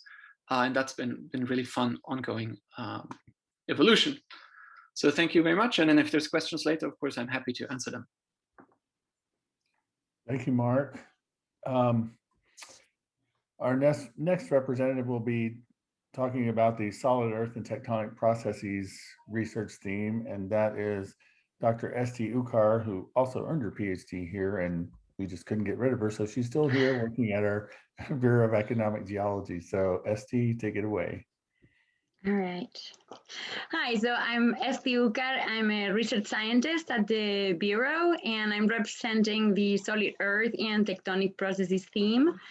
And I would say that we are a group of petrologists, structural geologists, tectonicists, geochemists, but also data scientists, earthquake scientists, and the list is big. And we tackle a series of questions and problems that go from crustal strain and deformation to deep crustal processes, evolution of orogenic belts, evolution of fractures and faults with an application for earthquakes, fluid rock interactions, and a lot of other topics. So as Philip said, back in the day, I was a student in the department. I came fresh from Spain, and there were two things that completely blew me away about this place. And one of them is the tremendous opportunity to travel to incredible places all over the world that the school offers. And the other one is the amount and the quality of analytical equipment that we have here in-house and that grad students are trained to use. So I would say that especially within the Solid Earth team, we make really good and extensive use of both of these opportunities that are so unique to this school. We do get out in the field a lot, and we do gather a lot of analytical data, a lot of which is gathered here at the school.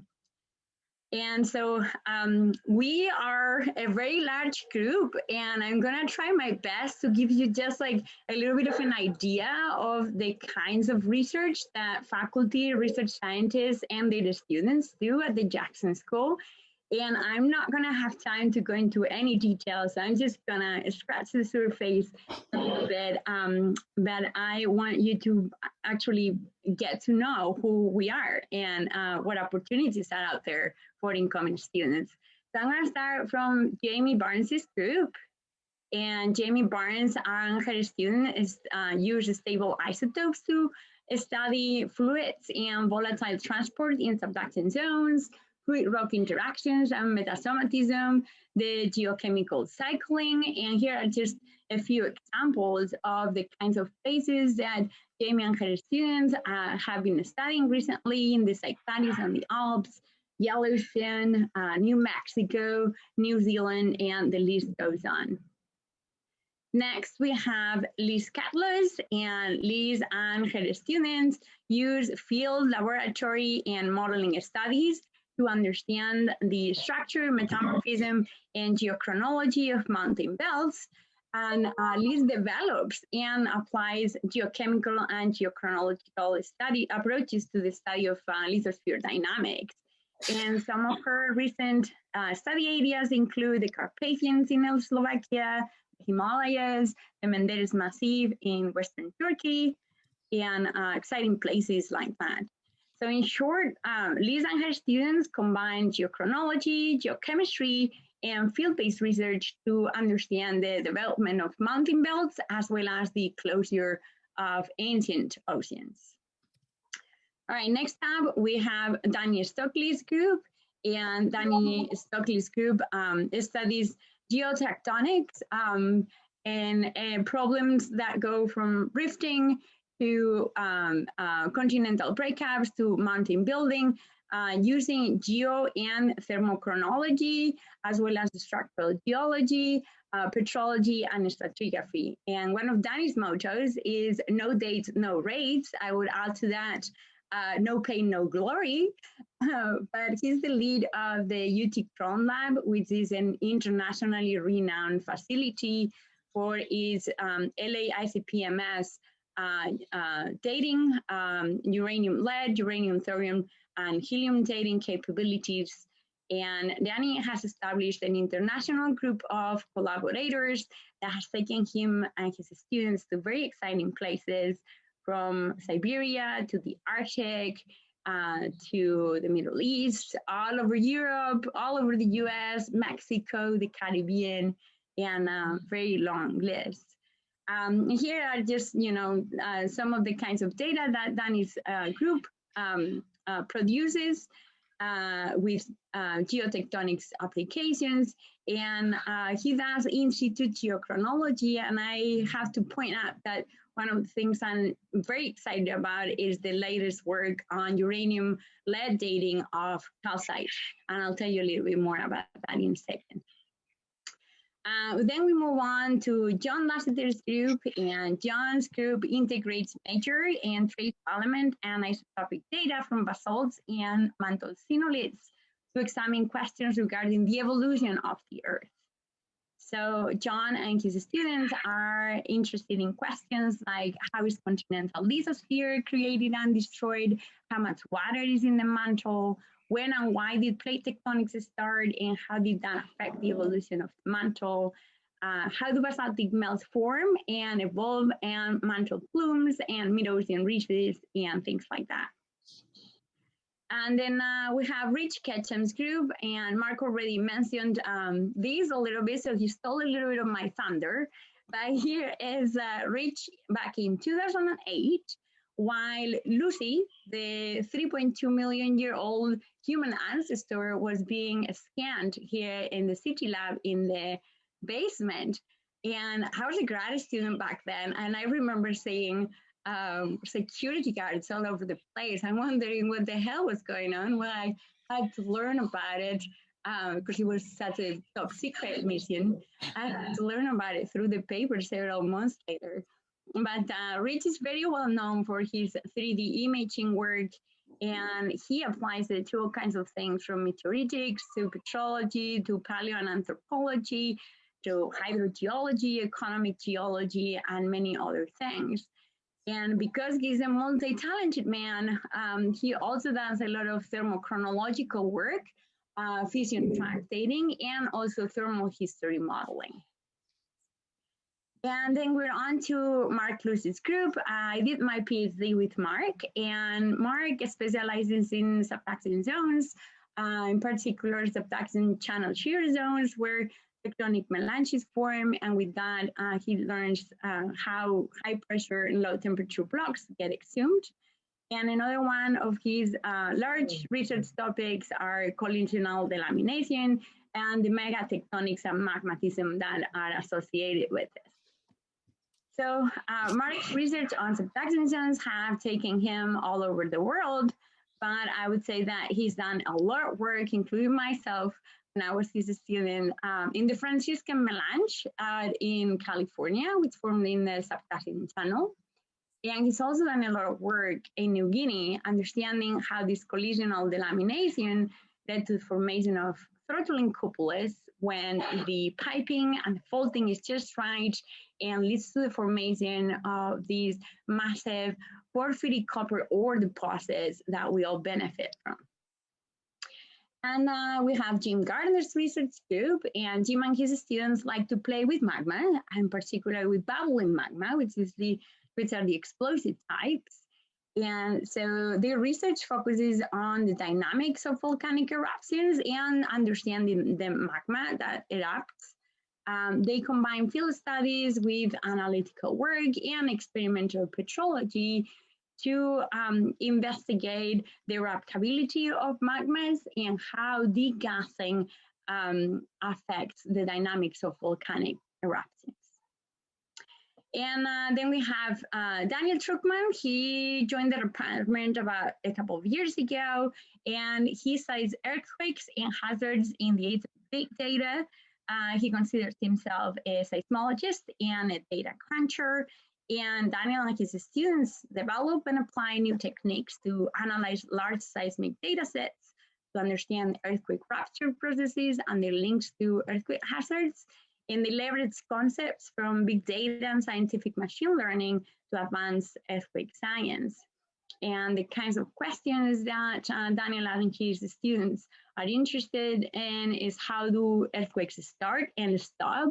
How do earthquake rupture properties change in time and space? Can we characterize the small earthquakes to understand fault physics? And a very long list that goes on. And then we have Dr. Chen Sun, who very recently joined the department as early as January. And Dr. Sun is a geochemist and a petrologist.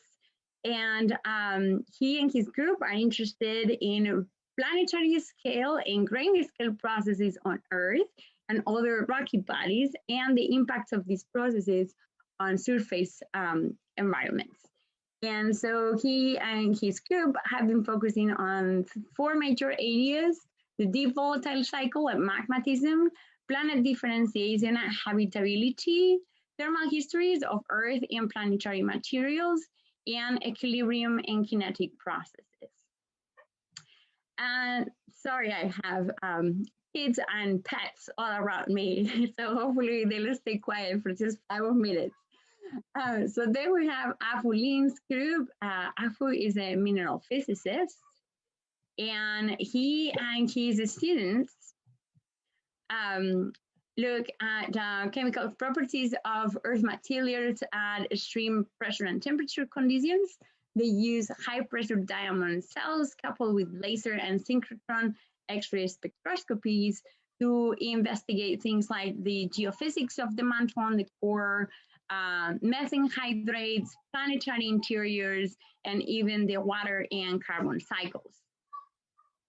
And just to give you an idea of the kind of resources that Afu Lin's group uses, here are, diamond anvil cells, synchrotrons, and then things that I had never even heard about, the Brillouin and impulsive light scattering and, well, micro-Raman and things like that. All right, now I'm going to move on to Thorsten Becker's group, which has already been mentioned. So Thorsten has a joint appointment between the department and UT, and he leads the geodynamics team, which looks at the dynamics of Earth's interior and surface systems, and specifically their coevolution.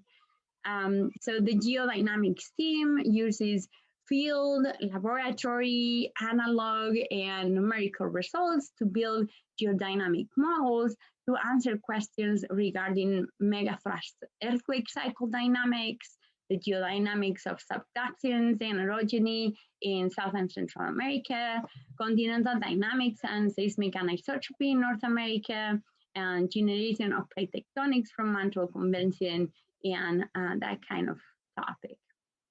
Okay, and finally, I'm going to move over to the Bureau of Economic Geology. At the Bureau, where I'm at, a lot of us are arranged around consortia, which are groups that are usually a combination of academics with collaborations with industry, public and educators, and government and regulators. And there are a few of these groups that fall within the Solid Earth theme. And one of them, it's a combination of 2, is TextNet and CSER. So TextNet is an earthquake monitoring program in the state of Texas, and CSER is a Center for Integrated Seismicity Research. And so here they monitor, catalog, and analyze earthquakes employing a seismic network that has been deployed across the strait to study earthquake occurrences, trends, and causes, in particular the intersection of natural and human caused factors, and with an application to improvements in practice and for hazard mitigation. And I know this is quite small, but I hope you can get an idea. These little ROMs are the TextNet network. So you can see that they're spread across Texas. And here we can see that there has been an increase in the occurrence of earthquakes that are magnitude 3 and larger in the past 2 decades. And this is when the TextNet network kicked in about 2018. So we can see that the TextNet network has recorded many earthquakes. And seismicity in Texas occurs in different places where it's related to basement highs, tectonic margins, but it also occurs in oil fields and in basins.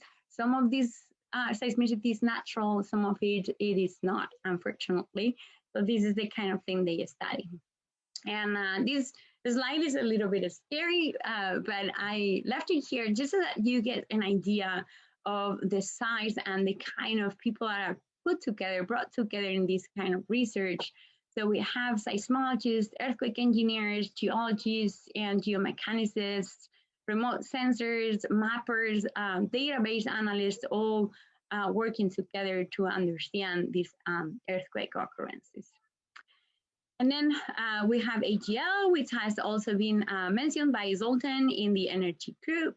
And AGL has worked historically on fault tectonics, and they combine field research with physical models, numerical models, and more recently, they have started to apply similar approaches to studying shale tectonics, which is also has a lot of practical uses. And last but not least is the Fracture Research and Application Consortium, which I am part of. And we study the chemical mechanical interactions in fracture rocks. We want to understand the evolution of fractures and cements within them to be able to predict what these fractures are going to look like. And as you can imagine, fractures are pretty much everywhere. And they are very important because they conduct fluids in the crust. So the kind of research that we do has direct application for oil and gas exploration and production, but also for geothermal energy, carbon capture and storage, freshwater aquifers, economic geology, and the list is long. And so we also use a multi-approach from field studies to a lot of analytical work, including fluid inclusions, SEM, hydrothermal experiments, and then a lot of geomechanical modeling and hydraulic fracture modeling to tackle questions regarding the evolution of permeability, the evolution of geomechanical properties of these rocks. And it does take an interdisciplinary group of petrologists, structural geologists, geophysicists, petroleum engineers, data scientists, statisticians, and a lot of people involved in these teams. So sorry if I went a little long. I'm going to end with that.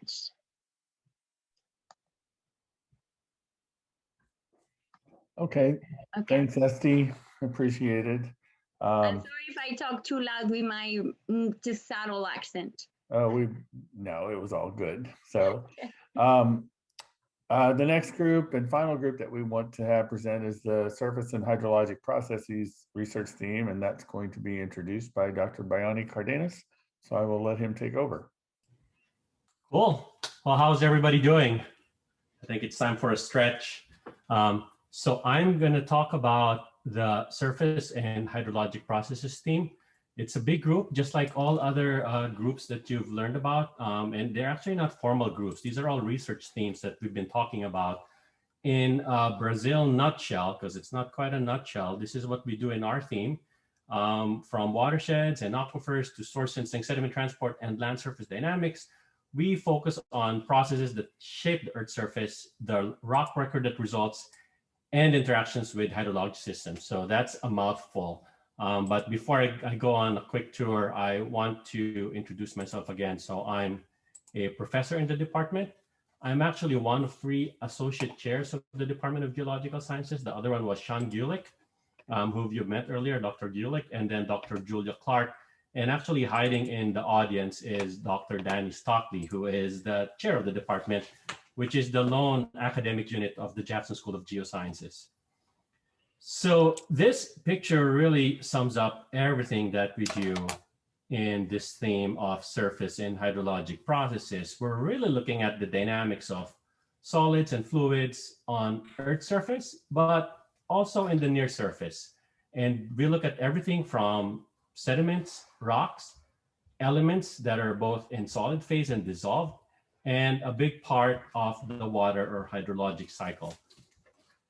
We're really a group of some 3, 4, 5 dozen geomorphologists and sedimentologists, stratigraphers, hydrologists, glaciologists, geochemists, atmospheric scientists, geophysicists, and people who actually like to share cocktail recipes every once in a while. But it's a broad group in the Jackson School. So let's just go over some environments that I have personally identified that I know there's people in the Jackson School work in as part of this theme, which is really pretty much everywhere. We go from the headwaters in mountainous areas. A group of us are studying ice sheets and glaciers, as shown there. Some are studying highland lakes and lowland lakes. I mentioned headwater rivers. There's a big group that does that. Hill slopes in mountainous areas, rivers and their floodplains in low-lying areas. We have a group that studies dry lake beds or even lakes in arid areas. There's a big group that's studying deltas and deltaic deposits.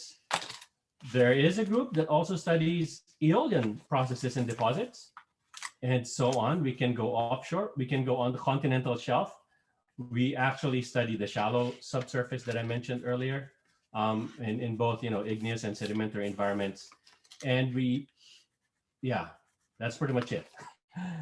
We almost cover everything that happens on Earth's surface, pretty much, in the Jackson School of Geosciences. I want to focus a little bit on some of the hydrology work that goes on using a similar scheme now. This is the water cycle. And I've noted a few that I've marked already here using those pin drops. We have people looking at the effects of volcanic eruptions on climate and as geohazards. We have scientists studying permafrost. We have scientists studying groundwater flow into the surface water bodies. We study springs, including local springs that are in Texas. We have scientists whose expertise are in evapotranspiration and its inverse, rainfall and precipitation. We have people really focus on what plants are doing, plant water uptake, and even people offshore or near the shore looking at what happens to these hydrothermal vents. And of course, we also have oceanographers. I think that's been highlighted earlier too. I noted that we also look at elemental cycles. So a big part of the geosciences nowadays is not just looking at water and rocks, but really specifically elements. That's very important to how the Earth works, but to humans, right? We look at the carbon cycle, some marks there of specific processes that we study. And we also look at the nitrogen cycle. I don't think anyone is looking at phosphorus right now in the Jackson School of Geosciences, but these are the specific processes that people look at within the Jackson School as far as the nitrogen cycle is concerned. And we actually have a group looking at the effects of how we've perturbed these cycles by putting in fertilizers, which gets us at this point. And this is something I want to highlight for all the potential students. And in fact, my colleagues are all thinking about this. All the charts that I've shown, all the plots are for natural systems. Well, one of the biggest geologic agents right now is man. And really, earth science has entered the Anthropocene, where man's footprint is everywhere when it comes to all these surface and hydrologic processes. And you can, again, put marks where people in the Jackson School do studies specifically. One thing I want to note here, if you see my mouse, is we also have a lot of scientists studying the urban environment. You heard the words Planet Texas 2050, and that's really part of what they're looking at, is how these linkages between human systems and natural geologic systems work and really have feedbacks. There you go. There's a lot. There's a lot going on. I do want to take a few seconds to talk about the resources. You've heard this over and over again. The Jackson School of Geosciences is big. What that really comes with is all the resources that you will have access to, basically at your fingertips. So I want to highlight a few here that we use in our theme. We do a lot of geophysics. So there's actually a lot of overlap in all the themes that you've heard about. Some of the big words that and tools really that we use, we have a nuclear magnetic resonance, transient domain EM, electrical resistivity, ground penetrating radar, time domain reflectorometry. There's a lot of seismic. You heard from Sean Gulick earlier. We actually have our own drill rigs in the Jackson School. We have, I think, a handful that not many places can say that. There's a lot of remote sensing that's happening, airborne remote sensing. We go anywhere from drones to actually having our own airplane, and some people get on helicopters. There's a lot of really advanced and state-of-the-art surface mapping that we do, including structure for motion. And actually, there's two LiDARs here because we have airborne LiDAR and ground-based LiDAR.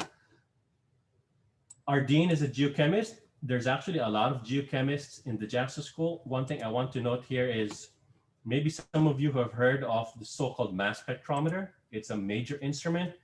We probably easily have about a dozen mass spectrometers. Most places are happy to have 1, 2, or 3. We easily have a dozen of these things used for different things you would want to analyze in your thesis and dissertations. We have experimental facilities, tanks and flumes and tanks and flumes. I'm going to show some pictures. And you've heard about the X-ray facility, big computers, and now we actually have our own piece of land that we are going to start using for educational purposes. So you should be mind blown right now. Now we'll go to the fun part. We're just going to do a quick photo tour of these resources. So these are some of the experimental facilities where we're looking at the surface processes. I noted tanks and flumes and tanks and flumes. These are what they are. Here you see on the right, a grad student in one of these tanks getting set for an experiment. And this is an experiment in that tank that's going on. So I don't think we've quite had a party in this swimming pool, but certainly the Jackson School has enough resources that we can have a pool party in our lab if we wanted to because of our flumes and tanks. And you see here a bunch of different flumes of different sizes. This is a tiny one on the left and a big one where the student is actually standing on. And since you have to deal with large amounts of sediment, you get to play with big toys like here, some big girl toys, which is a forklift. You've heard about the X-ray computed tomography lab. I'm gonna give another shout out. It is, I believe, one of the first in the world, certainly the first in America, to use this X-ray computed tomography technology on geologic samples. And it continues to be one of the leaders in the world on using this technology. There's a lot of computing that happens in all the themes, and including the surface and hydrologic processes theme. This is a picture of Frontera, which is currently the largest supercomputer in an academic institution in the United States, perhaps the world, and a lot of its applications are related to earth sciences. And by the way, you can easily set up an account. You can log on. I've even tried it on an airplane while flying across the Pacific. I logged on to my account to the supercomputer just for fun because I knew I could do it. We do a lot of work in cold environments. This is a picture. You've seen some of these pictures. This is in Greenland in one of these moulins where all the water is draining. This is the terminus of the Greenland ice sheet, which has a lot of impact. What happens to this has an impact on sea level. The pictures at the bottom are actually sampling underneath a frozen Arctic lagoon where you have to drill through ice and then get some water samples underneath. What's fun about being a surface processes scientist is you see all these changes happening right in front of your eyes. So actually the pictures at the bottom, this is the same environment in the summer. The pictures were in April, this one is in August, and all the ice has thawed for the summer. But of course, we know that these environments are undergoing profound changes in front of our eyes right now. You can see change from year to year. So Jackson School scientists have a big footprint in the Arctic right now. More pictures from the Arctic. You probably hear about permafrost in the news all the time. So I wanted to share some pictures with you guys of permafrost. These are 2 grad students. This is actually permafrost. Their hand is on something that's frozen, that's rock solid, and that's all frozen peat that stays frozen normally. But as you see on the left, it's actually thawing a lot, leading to this crazy erosion, and there's strong feedbacks with melting. The ocean here is actually, that's the Arctic Ocean, that's the Beaufort Sea. So one thing we're trying to figure out is what's happening to this permafrost, and you see here some Jackson School grad students doing geophysical measurements to actually track the extent of permafrost. And when you work in these environments, your commute to and from the office is through these nice helicopters. Part of what we study in surface processes is really what's happening to soil, to bedrock, and how water moves around between bedrock, soil, all the way to the atmosphere. So here you see Professor Daniela Rempe's group, where they study what we now call the critical zone. It's really tracing what happens to soil, water, and all the elements from several meters down all the way to the atmosphere. And a lot of what happens actually happens through plants. So you see some of our scientists having to hang out on trees to figure out what's happening through the tree. And more people doing that. So we have a lot of literal tree huggers in the Jackson School. But there's also a big emphasis on soils. You've seen this picture before. This is actually Professor Dan Breeker looking at carbon cycling in soils. But what effectively you can do in the Jackson School is really trace a molecule of carbon from the subsurface all the way to the atmosphere. That's why we have these big towers that are for meteorological measurements looking at CO2. We study sediment transport, as I noted. We look at the solid phase. These are actually fun things that Professor Joel Johnson does, putting sensors in rocks or turning rocks into sensors. And you can trace the movement of all these rocks as they basically flow downstream. And you can identify each and every rock and give them names if you even want to.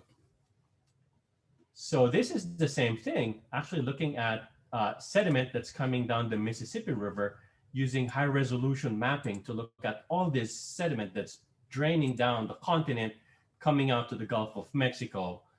So there's a lot of work going on that. Going back to the source of the sediment, on the left is a picture of how these scientists studying how these canyons erode, which eventually provide all the sediment that makes it, maybe after a few hundred years, all the way down to the Gulf of Mexico.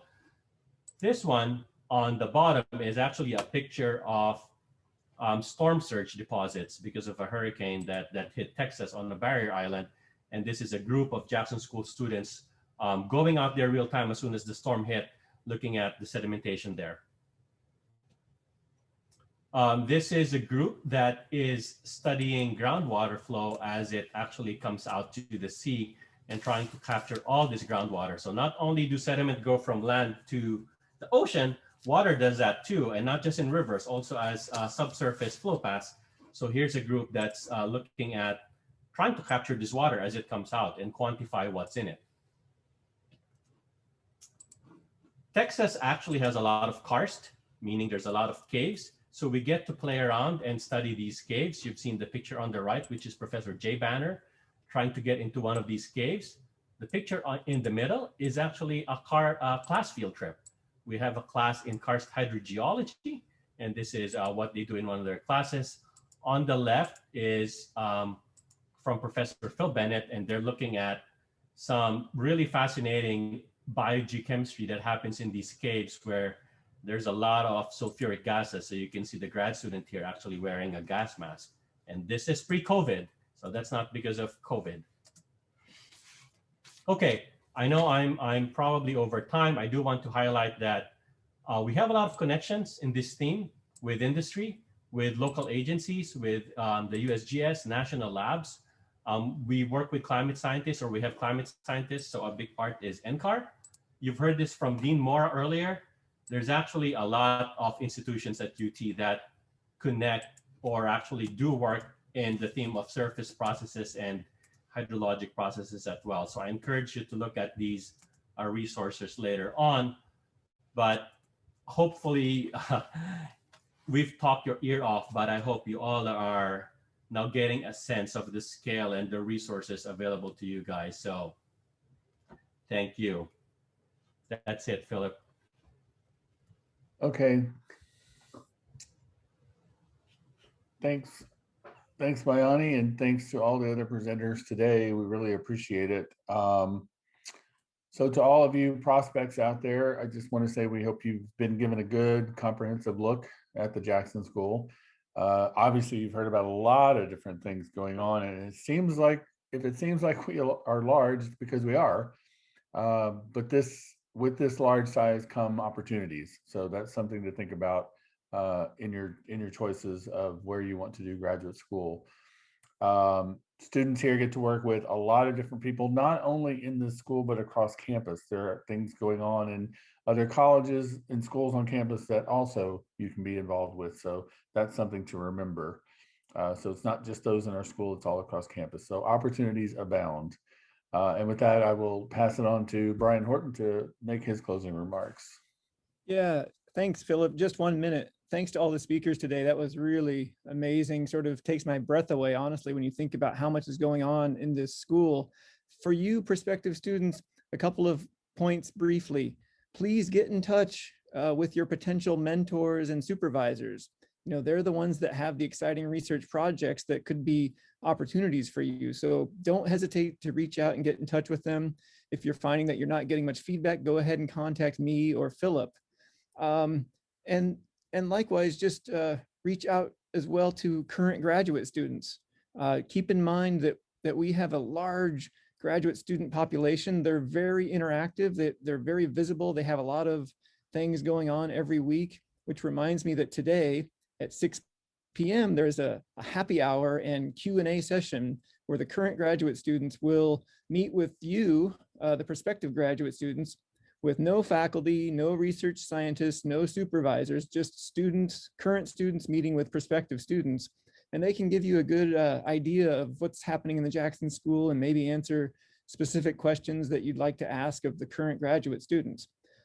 So with that, thanks for considering the Jackson School. If you have questions, please reach out. And I hope that you enjoy your time visiting with your prospective mentors and supervisors. Thank you very much. Thanks, everybody.